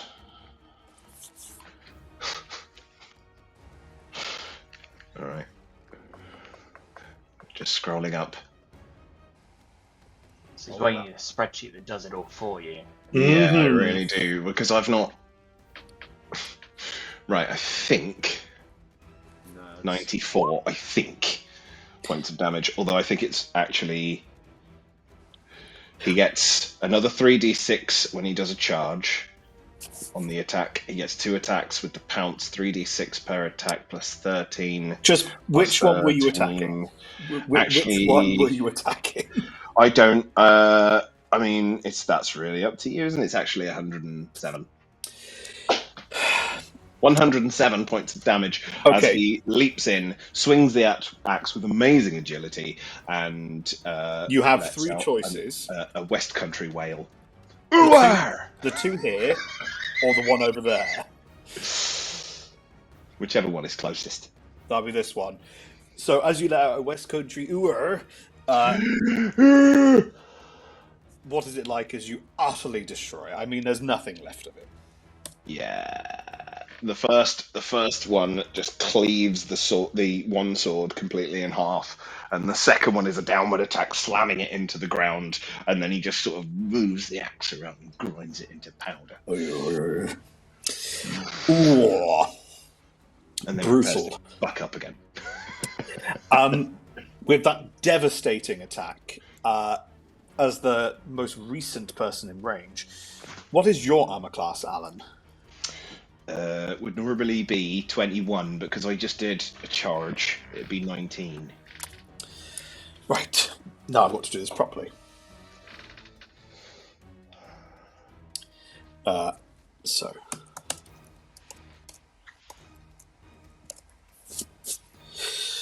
Right. Out of 12. Miss. Miss. Hit. 4. So how many is that so far? 1, 2, 3, 4, 5, 6 for 2 hits. 7, possibly a fumble. Ooh! Just a miss. Oh. 8, 9, That's 10. Hits. That's 3 hits. 11, 4 hits. 12. So that's 5 hits. 5 hits.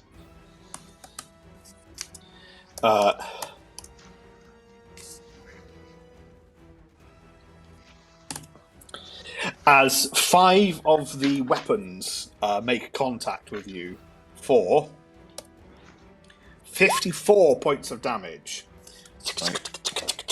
As the swords cut and hack across your body. That's mildly reduced by damage reduction. Not a massive amount, but a little bit. With that... Ooh, you little blighter. Ornve. Yes. It's your turn. Over. Soft hands, soft hands, soft hands. Remember, soft hands. Ornve's soft hands, he's here. Okay, against the same one, can you do them individually, please? Because... Of course. 23. Is a hit. And you want the damage individually? Yeah, because I don't want to waste your attacks if you... So less efficient. 18. How do you destroy this one? Soft hands. And it just crumbles into dust beneath your soft hands. Yeah. This one is in range, believe it or not. Great. I'll slap that about then. Yeah, you can do this. 20. Yep, that's a hit. You can just... I don't think you'll get it in one, so another one. Seems unlikely, doesn't it? 21. And that's a hit as well. Roll up your damage.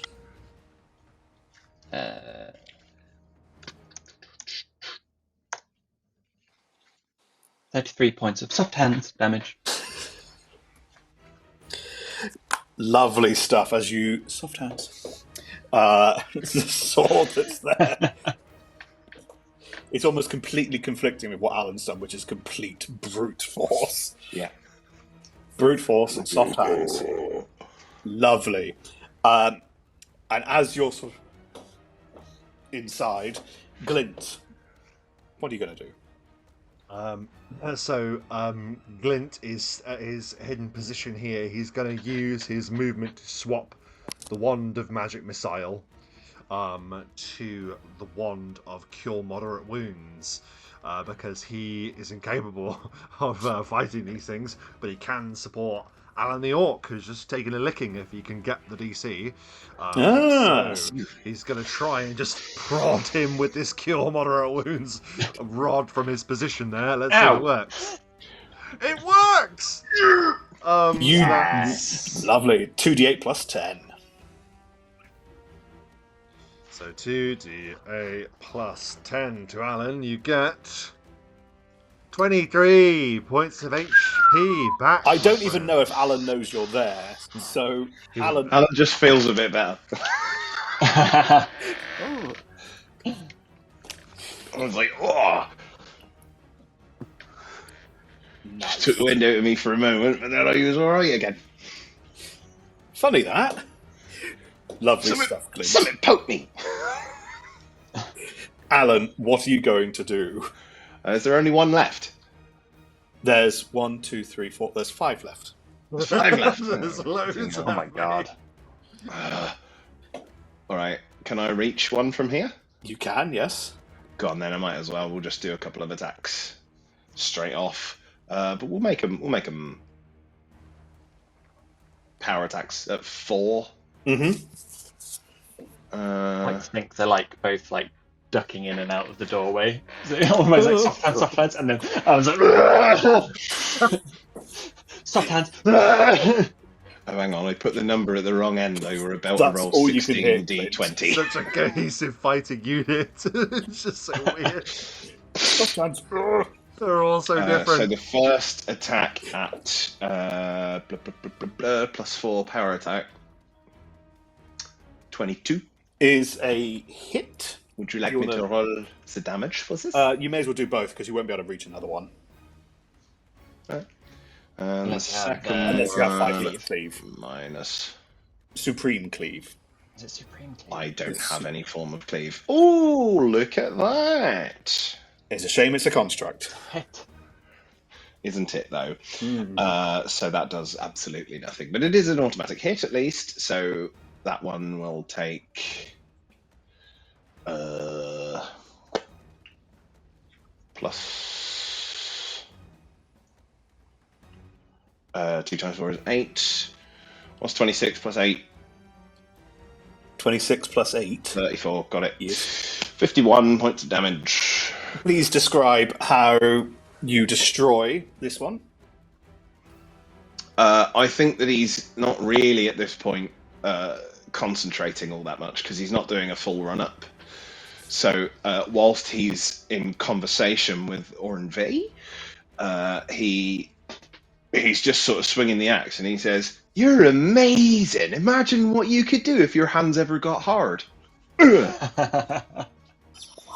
And almost willy-nilly, without really paying much attention, just takes one of the swords down and breaks it. Very nice. It is the ones on the back's turn. You were the last one to hit in there, so they're going to go for Alan. All right. Armor class is now 21. 21. Nice. Okay. So there's 8 attacks. Miss. Miss. Miss. Hit. Hit. Little blighter. Ow. Hit. Oh, bugger off. Hit. Miss. Is that enough? Is that like 4 hits? 2, 3, 4, 5, 6, 7, 8. Yes, 1, 2, 3. Get stuffed. 4 hits. What kind of swords are they? They look like long swords. Feel like bastards.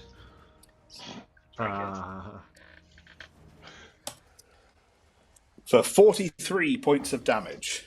How many? It was 4, so... Yes. Jesus. Have you forgotten something, Michael? Not to be that guy.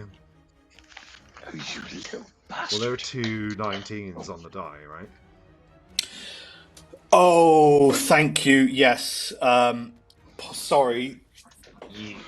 Thank you, Glint. Yeah, and you also, when you did roll a 1 earlier... Oh, you did already, actually. I confirmed the 1. You did. So, fine. confirming the first crit My would next not have attack been a crit. goes a little bit awry and hits Glint right in between the eyes. I'm very sorry. Sorry. The second hit was actually a critical. Oh, right, okay. Well, how much damage am I taking back off? Well, it's me adding on additional damage. Can you roll It me a might not be, D100? though. It might not be adding on additional damage, because it might be something else. Could you roll me a D100, please? Yeah, I'll roll my own destruction. 16. Standard crit. So standard crit. So you Add a get bit one more.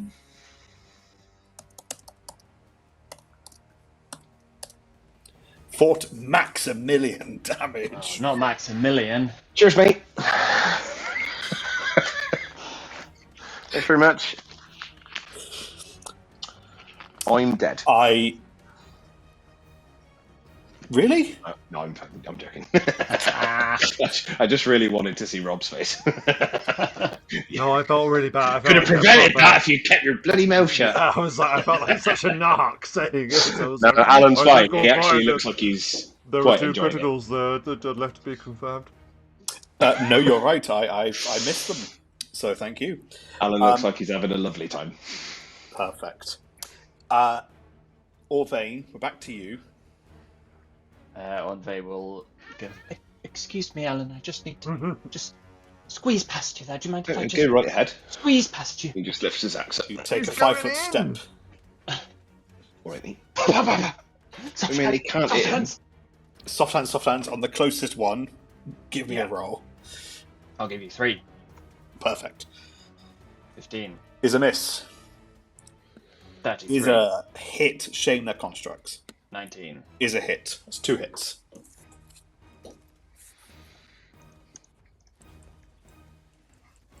$35 points of damage.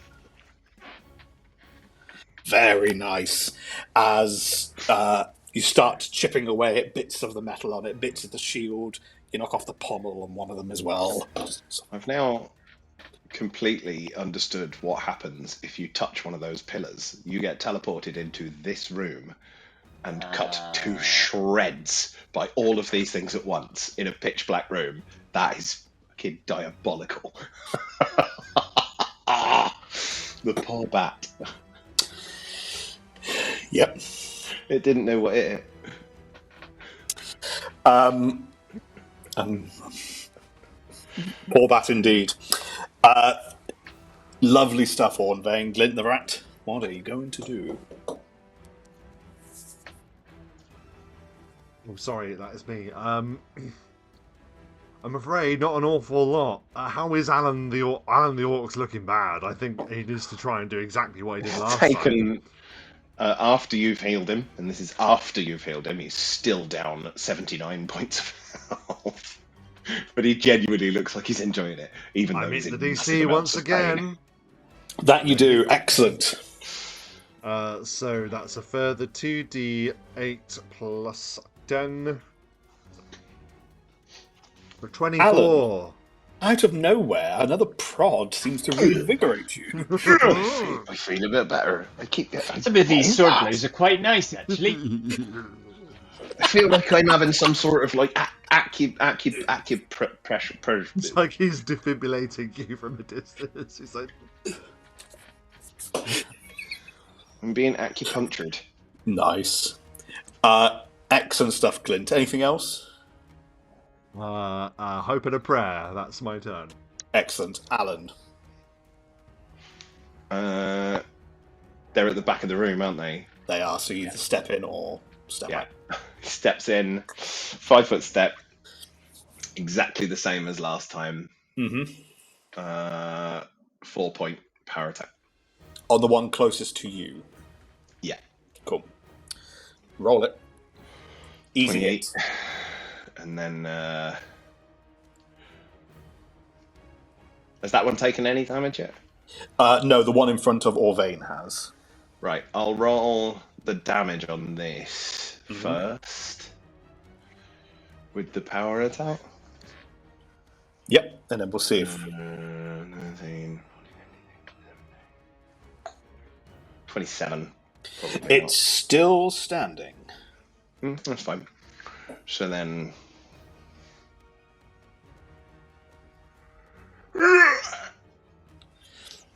It's a lovely hit. Why in the hell are we fighting constructs right now?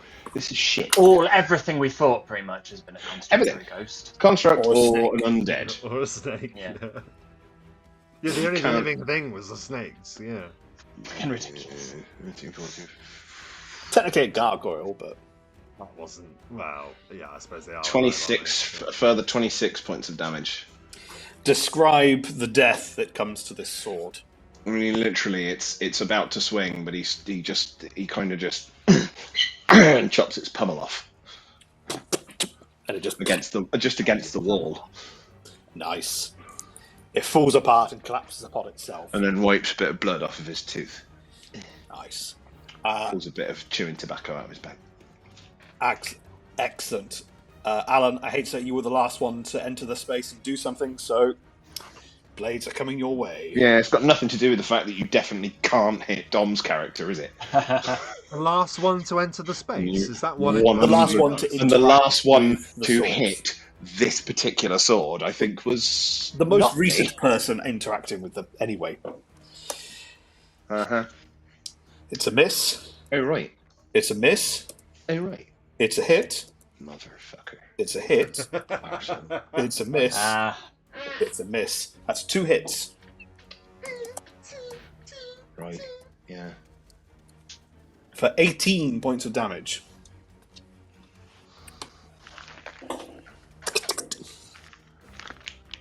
$18 points of damage. That's a point of damage for every inch I'm going to give you. Maths doing the maths. Where's my ruler? There is no ruler No made. You don't need a ruler, you need a tape measure. I'm talking about girth.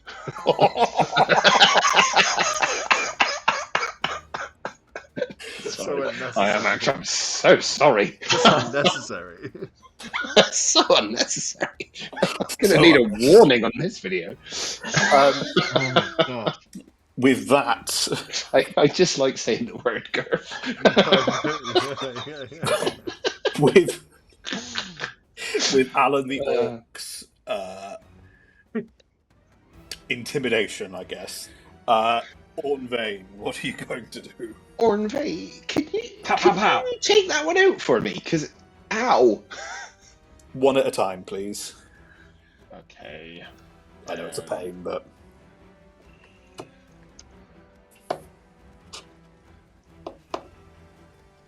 Maximilian damage. did you?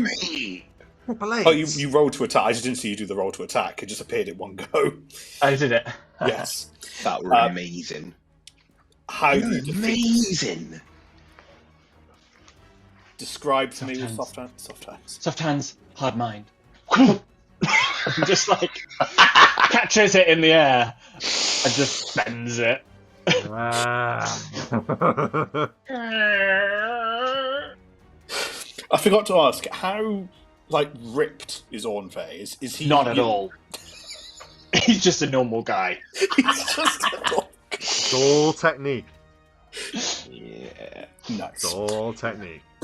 Excellent. 2 more Unless hits. one than day the he nearest one. decides to flex at you. Sleeper form. You can roll these both consecutively. Thanks. That's a miss. Consistent missing one. And That is a hit.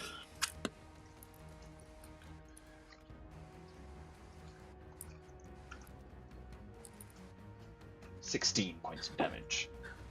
He catches one out of the air and then just slaps one twice. Soft slap. Soft. Lovely. Glint. You've seen them both step into the room. Yeah. Did Ornvain look like he'd been injured also? Mildly. Not really. Okay. He's got a slight bruise. He's going to do the same again. He's going to do a 3-5 step. So he's the diagonal. Or does he have to be here to reach him? I suppose he has to be there to reach him. Like that round the door. He has to go there. Yeah. But he is still hiding. Anyway, let's see if he can do the DC again. 3rd time is the charm. His luck is up. It does not work. Alan, you feel a slight buzz on your side. Oh yeah. Whatever it was, it didn't work this time. That's unfortunate. Alan. Try to prod me right in the bum there. God. How many are left? Just 2? Just 2. Yeah, right. But if I go for that one and I attack it, the other one's going to go for me, even though I'm like over here and he's over there. You don't have no to. choice but to fight. Step out of the room if you like. I'm happy to. Well, if they both get all their hits on me, I could like die. Well, if you do your 2 attacks and then a 5-foot step out of the room, I'm happy to take. Nah, whatever. It's fine. Soft hands, hard body. He says, touching his soft Sorry. He'll go for a full 5-point power attack Mm-hmm. on the one in front of him. Cool. 30. That's a definite hit. Right. And just in case, that's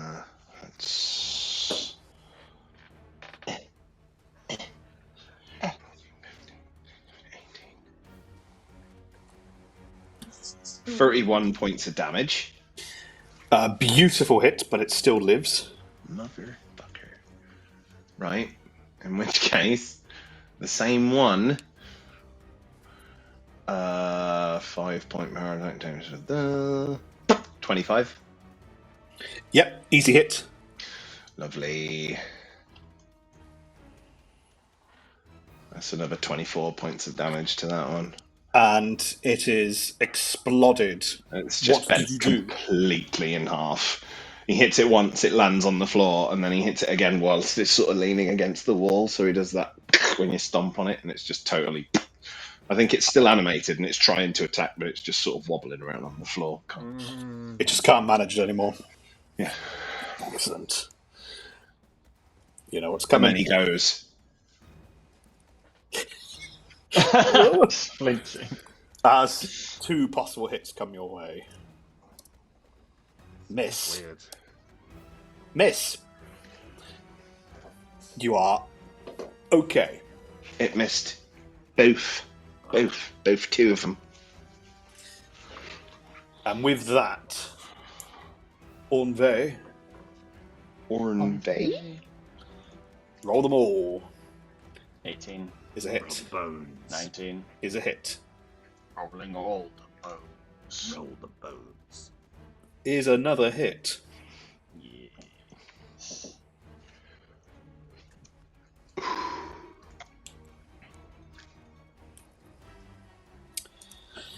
How do you deliver the final crushing blow, Ornve?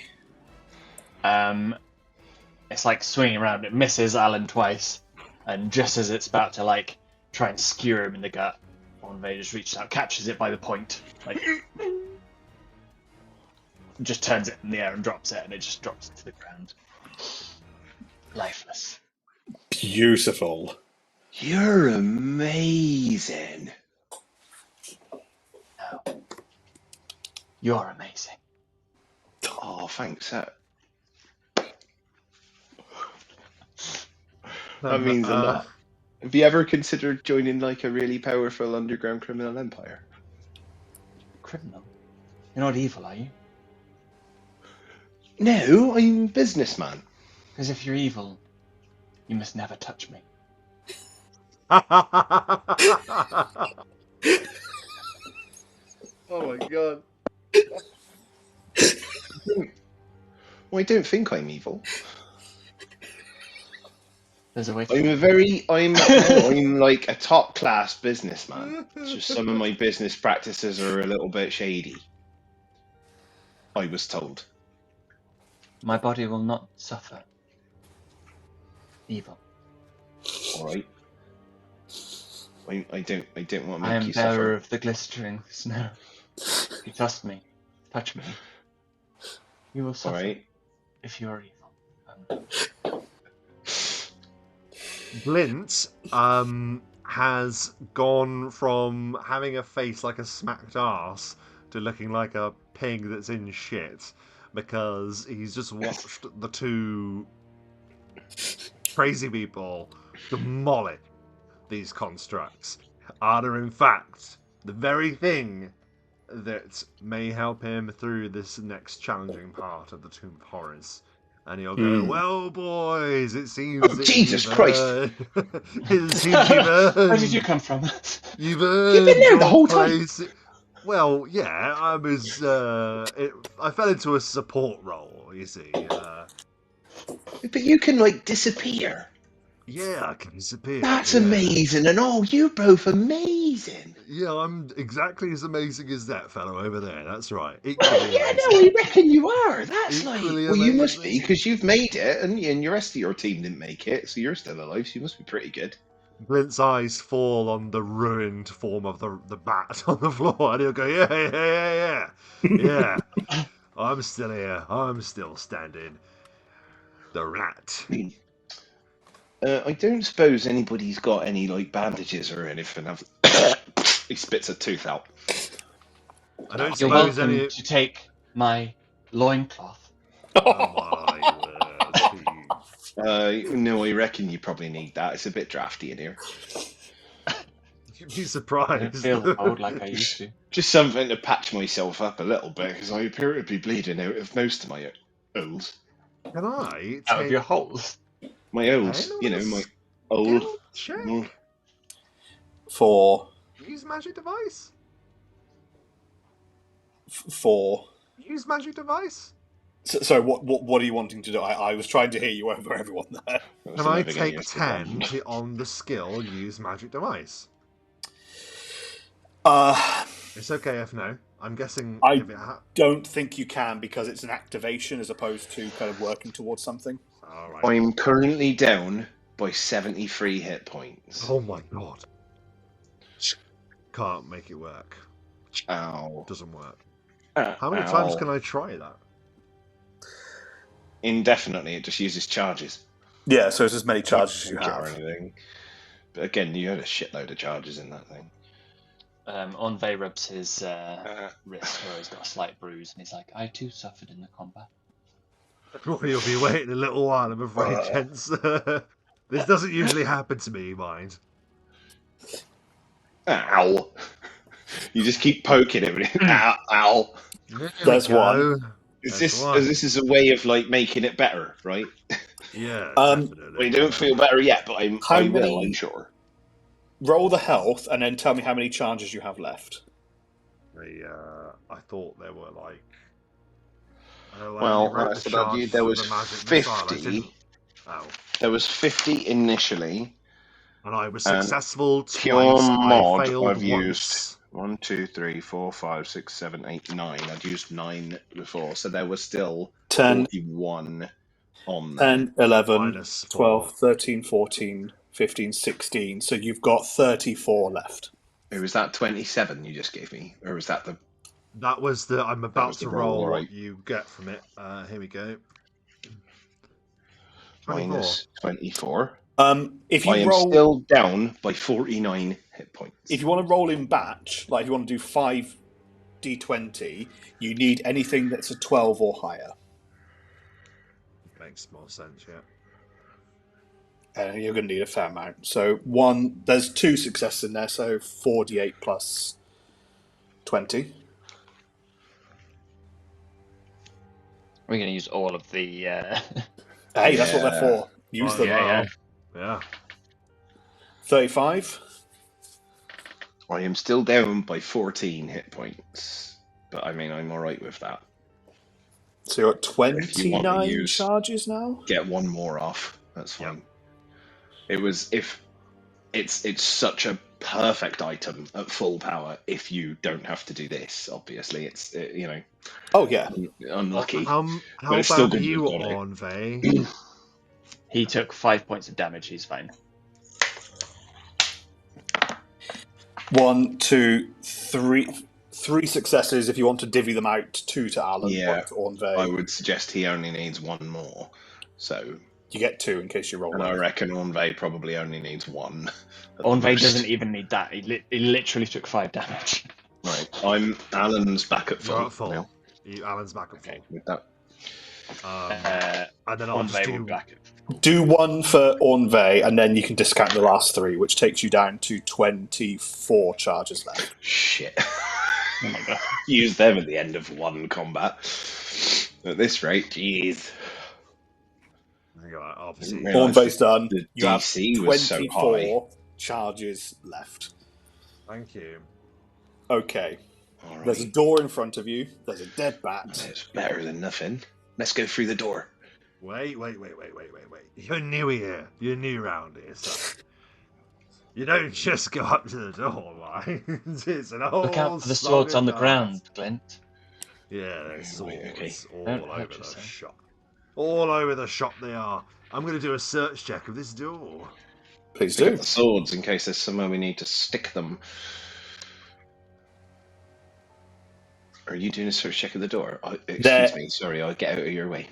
There is nothing on the door. It's not locked. There's no sign of a trap.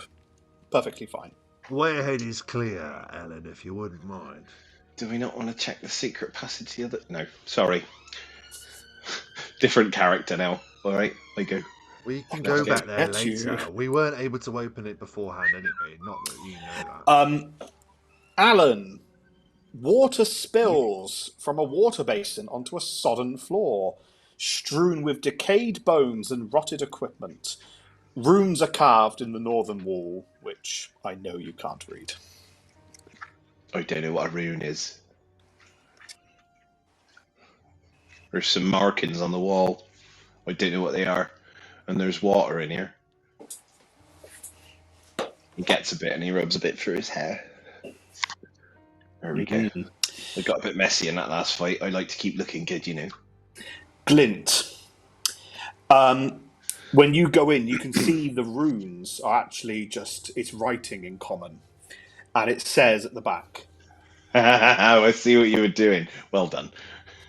You who dared to violate my tomb may remain, and die slowly of starvation, or escape to certain death.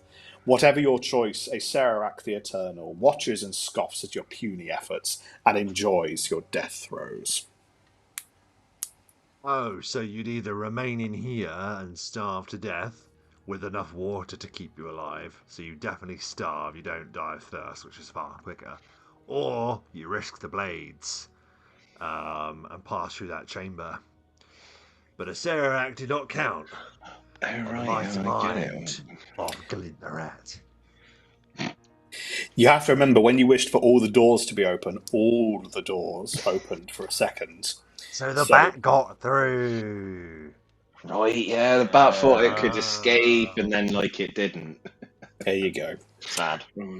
Sad, poor Right, so bat. there's actually, like, nothing in here. No, this is naught but a prison, basically. Load of shite. So we didn't actually need to fight those fucking things at all. Like Just like we spent like an hour in combat for no fucking reason. What's that? Sorry, Glint? Let's do a search check on the bodies quickly. Yeah. Out or out with a 40. Amid the rotting equipment, there are a few valuables, actually. You only needed a DC 18, so you stormed this one. You find a total of 743 gold pieces. Oh, great. Some crushed gems, which are probably only worth for alchemy purposes. Some broken wands, which are duff. There's nothing to them. However, there is an unbroken potion of reduced person. And a +1 flail. Do you speak Dwarven? Not fluently. It's got a name in Dwarven. Dwarven on the shaft. The flail has a name, but if you can't speak Dwarven, you won't know what it is. I know not the tongue of the dwarves, but I know their intention with this bugger. So yes, a +1 flail, potion of reduced person, and 743 gold. I might have the potion of reduced person if it's all the same to you fellas. You never know. Oh no, I don't want it. I can't due to my religion. I'm so sorry. I don't want to be like smaller. Yeah, you definitely. That sort of goes against my whole deal. The whole thing, both of your whole deals goes against my dealio. compelled to have the potion. All right then. I reckon it'd be Ornve, really good for you. Yeah. do you speak Dwarven? No. Okay. Silly dwarves. Excuse me, O great god of the dungeon. Are you not even going to ask me? No, you can't read. He might have spent a point Oh, sorry. on reading. I did, no, maybe I didn't, but at least it's just like polite, isn't it? I'm sorry. Do you speak Dwarven, Alan? As it happens, no, we don't. But thank you for asking. Good to know. All right. So where are we going? Because I reckon this is a load of shit over here. Let's go. You said there was Under the throne. Yeah, there was a throne over there. Let's go to the throne. There's a throne. I'm gonna rip it up off the floor. I would be very careful how you touch it, but yeah, by all means, we know that there is something that lurks beneath it. Just be careful. All right. He carefully grabs it with both hands and tries to rip it up off the floor. You try, and no matter what you do, it doesn't seem to budge. Oh. Yes. Oh no. Yeah, I can't get it to move. Let's look at the poem one more time. There's a poem? Yeah, I got you to scribble it down before we came in here. Now, oh, right, okay. Yeah. I've got it here. It says... And there's the throne that's key and keyed. There was a young fellow named Glint. Had a peculiar squint. So yes, just to remind you about the throne, it's black and silver. It has skulls adorned on it. At the foot of it is a silver inlay of a crown. Seems very similar to the actual crown that you had, the golden one. What if, like, you have to, instead of like pulling it, what if we like push it? Like Iron men to a door. of visage grim do more than meets the viewer's eye. I think that's the last clue. Is the throne made of iron? And it says no. They said that there were skulls there. So are those the Iron Men of Visage Grim? It'd be easier to say the throne was made of ebony or silver and marble. It's not anything to do with iron. That is a shame. Well, what's the Iron Men then? What's the Iron Men? I don't think we've found them yet. I'm going to try pushing the throne like a key. You push. As if you're trying to push it into a slot, like pushes it down or back against the wall. He just tries to move it in several directions. You push and shove, and and it goes in and it opens a door. Nothing happens. Oh, it's like the door puzzle. I open it like a book. What a load of shite. I sit in it. I sit on the throne. Nothing. I open it like my mind. Nothing happens. I open it like an envelope. Have you looked closely, done a search check of the visages on the back of the throne? Because there's a crown, isn't there, at the bottom? Yeah. So maybe is that like a button? Could you push that? It's a silver inlay. Hang on, let me get the exact wording. Right. It's a silver inlay of a crown, replica to the golden one that was on the throne that Glint now has, that and the scepter. Right. Is there anything different about the crown and the inlay to the throne, to the actual one? Looking at the one that Glint has, the difference, one is gold and one is silver. Right, yeah. But it's not a button, it doesn't push the picture. No. The inlay. No. This is not really my area, I've got to be honest with you. Right, I've already circled various bits of it. It looks like a chair. But we actually have to work out the puzzle to open it. We can't just use skills. We actually have to work it out, don't we? So. Oh no. Do we just copy? Can we copy the actual picture? So make the scepter rest and the crown rest exactly as it shows in that picture. Well, that's how it was when you found them. Oh, okay, all right. So I'll try moving bits of it, like the skulls on the back, do they turn? No. Do they move in any direction when I try and just move them, push them, pull them? No, they are static. They're a part of the throne. What about Right. the snakes? Again, they're a part of the throne. They're embedded within its Give it a design. wiggle. Don't you wiggle your snake.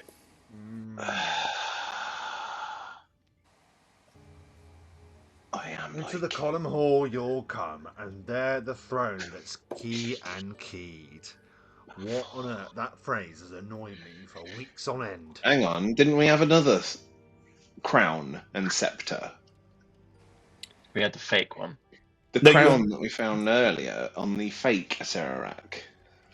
Oh yeah, but you determined that was essentially worthless magic. Say if we try. Trash. It wasn't that. I thought that was silver, so we're not going to. I thought we could maybe try putting that on the throne in this one's place. We do that. Nothing happens. Right. We sat in the throne. We pulled at the throne. I wave at it. Did Jaques the Bard and what was his bleeding name? Vessel. No, I'm joking. And Vessel did It doesn't matter. Did read magic and detect magic on it? Did they not? Yes. So they found that the throne itself had some elements of transmutation magic, similar to the overwhelming transmutation evil that was on both the golden crown and the gold and silver scepter. Is that the same kind of magic that we sensed from the destruction of the open devil mouth from the start? No. Or Different. No. So okay, all so the scepter, the all, crown, and the throne all have similar. part of the puzzle. So the scepter and the crown are linked with the throne. They all interact together. But they don't have anything in the image that they relate to. Like the scepter doesn't fit anywhere that I can see. Why is there a picture of the crown under it? What if we put the crown under the chair? Can we do that? Put the crown on my head. You can't put the crown under the chair because there isn't really a place underneath to do it. You can put the crown on your head. I put the crown on my head and I hold the scepter like I'm royal and I sit in the throne. You put the crown on your head and you're telepathically visited with the information that the crown cannot be removed unless the scepter is touched to it. You can also see within the room as if there's no issues whatsoever. You can see levitation effect on every single pillar and you are immune whilst this crown is on your head. However, you now also know you can no longer leave this room with the crown stuck on your head. The only way to remove the crown is to touch the scepter to the crown. Right. Otherwise, you physically won't be able to leave. But what else will that do? I touch... Right. Does anything else happen to the throne? No. Can you look at the throne while wearing the crown? Yeah. You see nothing that you already haven't seen. Well, use the true seeing. Because otherwise we're not going to move anywhere. I think it's time, yeah. Also use the true seeing on me now that I'm wearing the... Glint the rat gets the true seeing gem and he's going to expel one of its charges, leaving 7 remaining. He's going to use true seeing upon the throne and Alan the orc who bears the crown and scepter. You use true seeing. You see that specifically there is transmutation magic that links the crown, the scepter, and specifically the silver inlay on the bottom of the throne. Got to touch the scepter to the crown. To the crown on the bottom of the throne, yeah. They're all transmutation. They're all fairly evil. Beyond that, I can't tell you anything else because I've told you everything you can know about that by putting on the crown. All right. Well, first things first. I'm going to touch. I'm going to touch the scepter to the crown on my own head so I can take Which end? There's a gold end and a silver end. What colour is the one I'm wearing? Glint runs. You are wearing a golden crown. Glint All right. runs Well, away. in that case, I will touch the. Gold or silver end. Well, it's No, it's Alan They silver. will Paul. join No, Glint hang on. run The away. silver's at the bottom. No, The Alan is silver's at the super bottom of the simple. throne. Alan is super simple, so he just sees gold, gold, gold. Bye. He touches the gold end to the crown.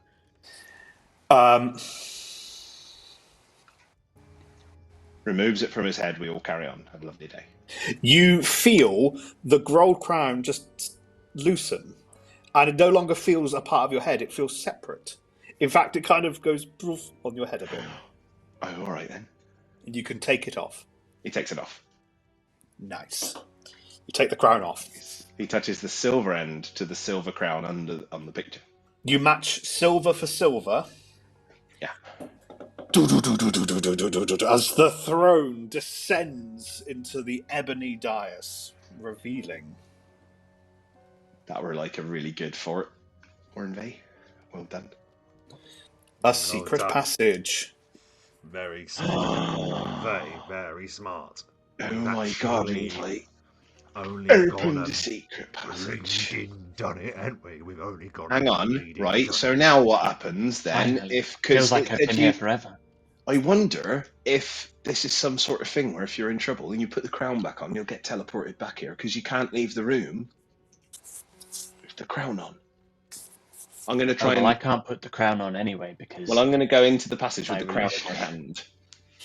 The crown leaves your hands and appears back on back in the room where the throne was, just to the side of it. What about the scepter? The scepter comes with you, but the crown does not. And Okay, as you step, I'm just going to touch the silver end to the gold crown while it's not on my head, just out of curiosity. nothing happens. All right then.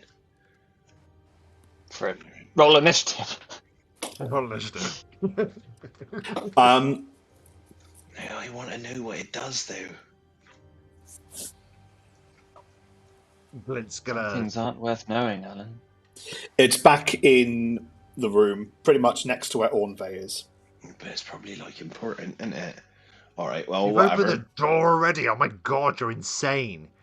Yeah, but we've opened a door over there, and then we ended up fighting a bunch of knives for like no reason. What is that? Wasted like half an hour. Right, as you're mostly there. The steps, wall, and ceiling of this stairwell are each apparently forged of a separate precious or semi-precious metal. A bronze key lies unattended on one of the steps, specifically on the fourth step. Key. You said something about a key? Ian keyed. Right, yeah. Whatever that bleeding means. So the key is on the fourth step, so the solid black one. Solid black, right.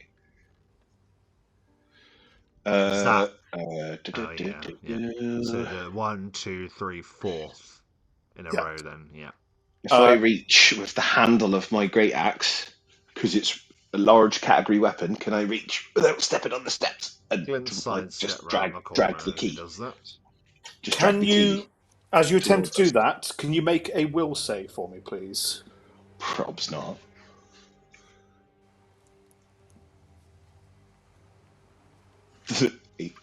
You really don't want to touch this key. So much so, you don't touch it. You I don't. go to, and then I'm like, do you know what?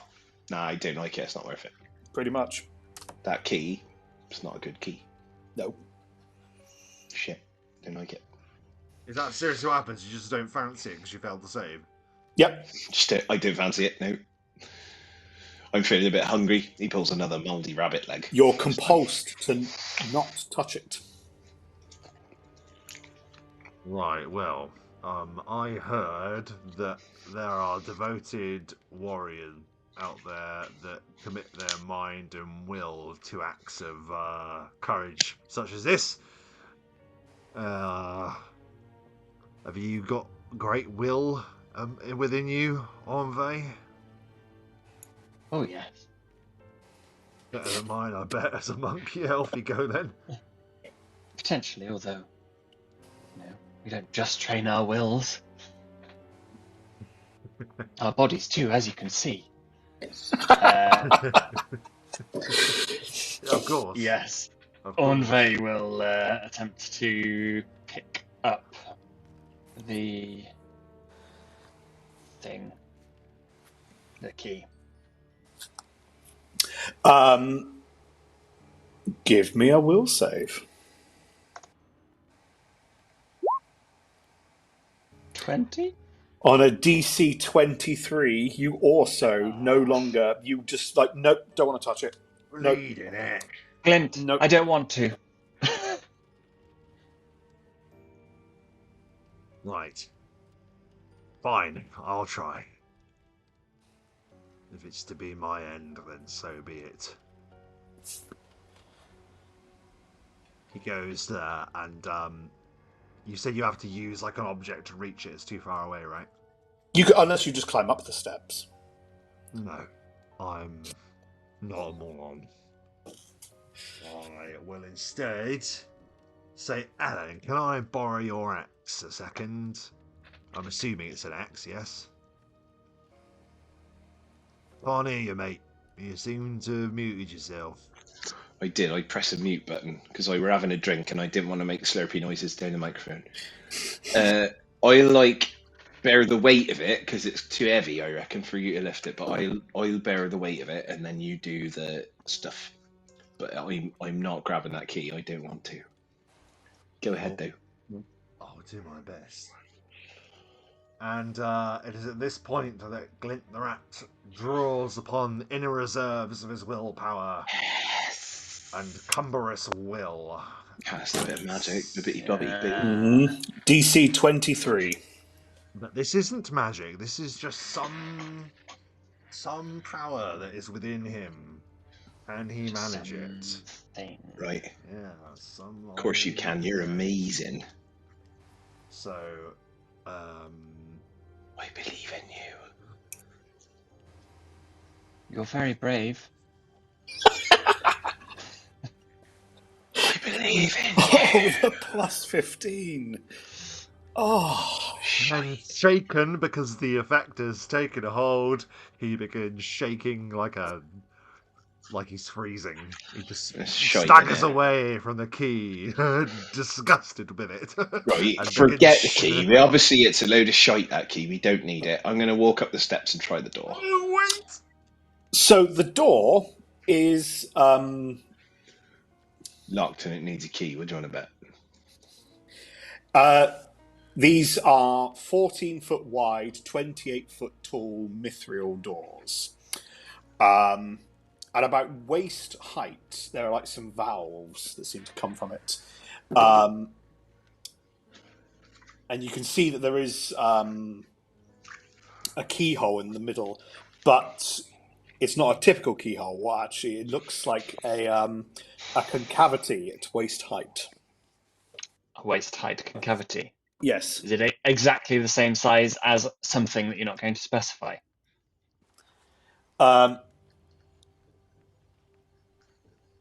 It's a cup-like depression. It's a cup-like depression. We need a cup. Give you a Does anybody have a cup? I don't have any items. A cup-like spherical, hemispherical concavity.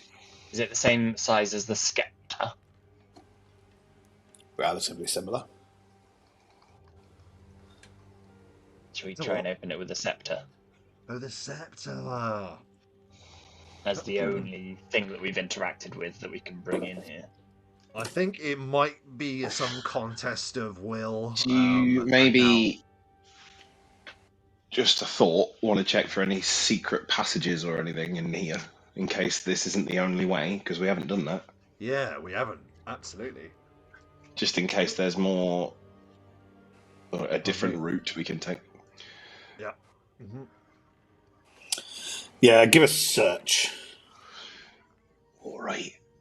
Go on, Glint. I believe in you.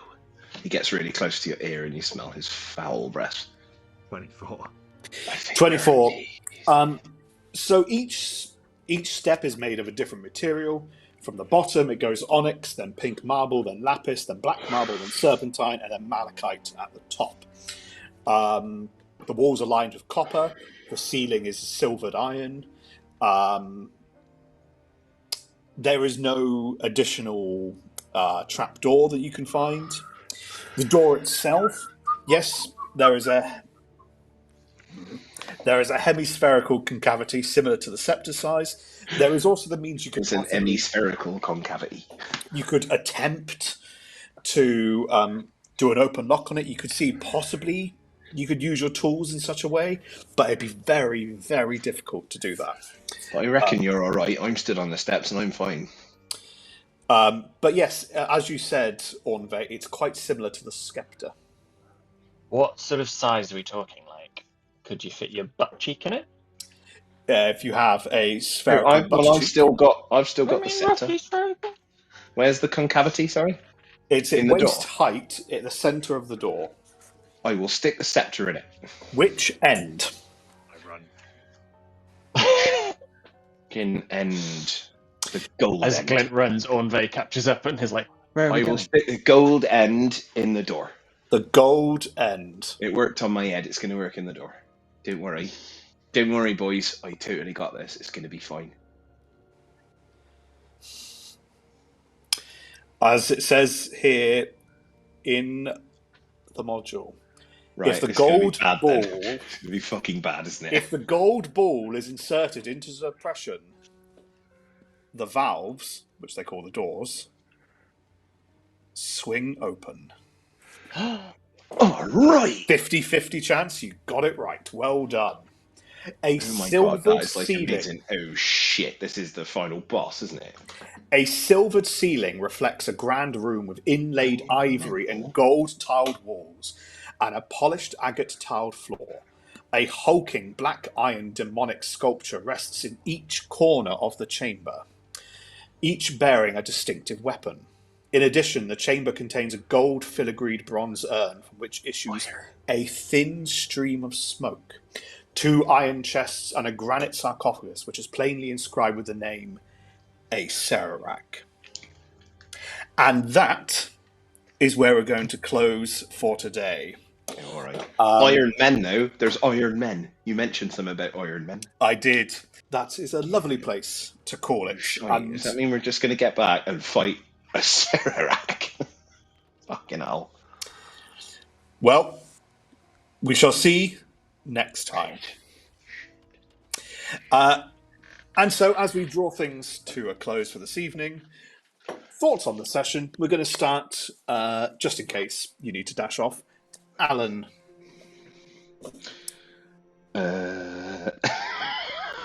I'm mortified. He's gutted. He's truly gutted. No, genuinely, like I said before, I was trying to. Jaques was just trying to not be like slapdash about it, not like pull every lever, do everything, but not because we have a tendency to discuss things a lot before we actually take action because we're being so careful. Which, like, I get it, but it does mean that we've gone very slowly at times through the dungeon. Perhaps we could have gone a bit quicker. So, like, in that last bit, he was trying to go, all right, well, look, I'll just pick it up. We've done the checks. I'll cover my hand, but I'll pick it up and I'll do the thing. So perhaps that was a mistake. I don't know. But like, I was fully accepting of the fact that that may lead to his death. And honestly, I'm really proud of the character for lasting as long as he did. I think he's lasted longer than some of my non-Tomb of Horror characters, which is amazing. I love that they unintentionally detonated a bomb. Yeah, and that was it. And that's the reason I'm so gutted, is because, like, poor Vessel had such a shit time of it, and largely because of the actions of his team. And then in the end, I ended up throwing a bomb at him. One member of the team. The other. Again. You said, you know, with Vessel, how much was the golem worth in comparison to all the rest of his gear? I think it was like half of his. Right, so we'll call it 50-50, okay? We'll call it 50-50, Glint. All right, yeah.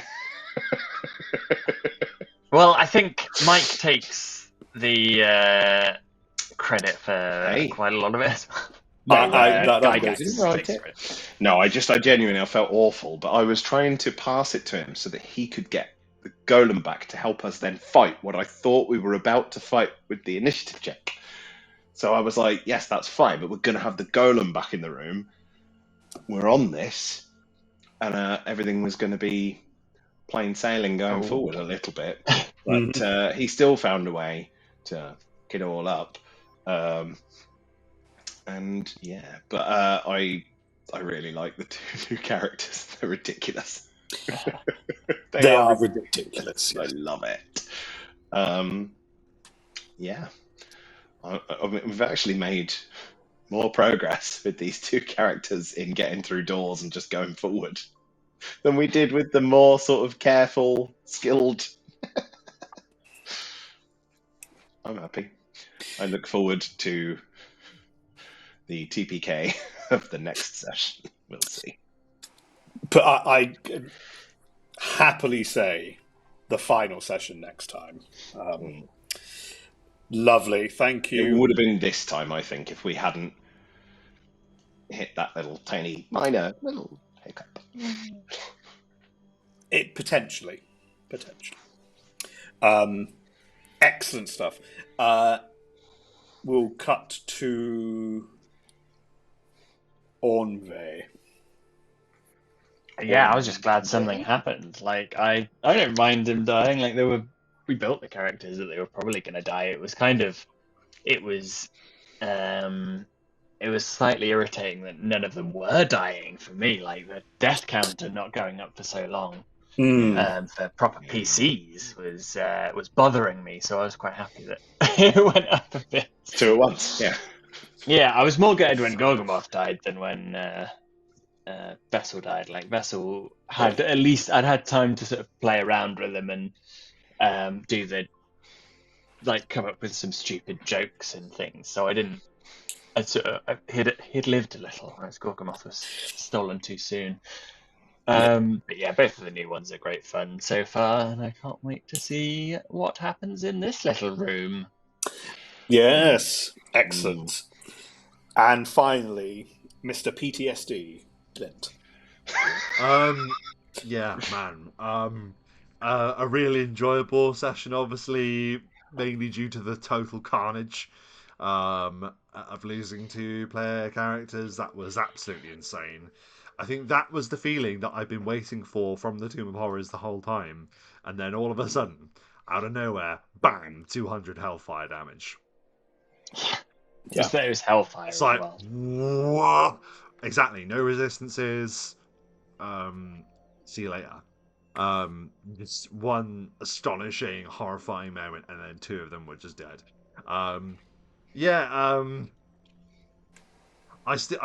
There was still obviously the meticulousness of it, but you're absolutely right. In a lot of cases, you can just waltz through the door and you'll be absolutely fine. And Glint weirdly had a moment where he could kind of sit back, which for the whole of the Tomb of Horrors he's had to take the lead, whereas in this occasion he was able to sit back and let Ornve and Alan the Orc deal with the fighting. Which, I was looking around to see if there was anything else that I could do, but at the same time it gave me comfort knowing that I'd done my job, now it was their turn to do theirs. So it was quite satisfying in that regard too. I am also very, very pleased that we are going to go into the next session confident and safe in the knowledge and content knowing that we have got to the end of the Tomb of Horrors. If we are killed by it in the end, then fair's fair, and if we live, then we beat it. And I cannot wait. Cannot wait to find out how and where and what side. Mildly frustrated by the fact that there's little bits that we might have missed, little entrances or exits, that key, little... that not bother you? It does, but I think, Mike, you're going to say what I was about to say, so go ahead. Yeah, I don't think next session's going to be a terribly long one, which means the second half of the session is kind of going to be a sort of debrief. A go through bits you've missed, and I'll talk through some of the areas that you did the right thing. It was just like the modules leading you astray, and certain traps that you avoided, some which were horrible, some which were lucky, and go through if you were successful completely or not, to what extent. And I think if you hadn't have died, there is potential you could have completed it in one session. But I think when you said you're unsure about the combat or the rogue, in my gut I was like, please pick combat, please pick combat. Yeah, it's fine. I figured that was going to be the best option here. And which is although exciting. like those I don't know. I know we're going to go through it afterwards and all of that. But you guys remember when we used to play Sonic and I was awful at it because I have to get every single ring no matter how slow I am because it makes my brain itch like crazy if I don't. That's how I feel about the Tomb of Horrors. I'm just like the key and the. Funnily, one of my favourite memories of doing this game is us giving up on trying to work it out, and then the all gagging together and taking a shoulder to the door. I love that image so much. And just going, for just trying to heave their way through because they just gave up on trying to work it out. I just that image has made me laugh. Outside of the game, I've thought of them just trapped in that corridor trying to just force their way through. Like the morons they are. They couldn't work it out. It's very funny. It's so funny. I will say, from a sneaky kind of, from a DM's point of view running the module, I am glad the death toll went up a bit. It was nice to see the tomb justify its name. And I'm sure through a debrief, there'll be moments where you're like, oh, because you've been very lucky in some places. You've also been situationally quite lucky. But I think you've made some great progress. As you figured out with the bat, that he got teleported through, and as soon as the doors opened, he tried to fly back through, and sliced to death. But I also loved that Alan is Gorgamoth's brother. Yeah, I love that little pulls it back. Follow up. I Still lives in a heart somewhere. I was half expecting you to bluff your way through it. That's not Gorgamoth. No, I'd already thought about it. I was like, I'm not going to have him all sad the whole time. So his brother just blatantly lied to him, and he completely believed it because he believed everything Gorgamoth ever told him ever. Well, then, I think on that note, for those of you who have been watching and you have not yet liked and subscribed, please do so.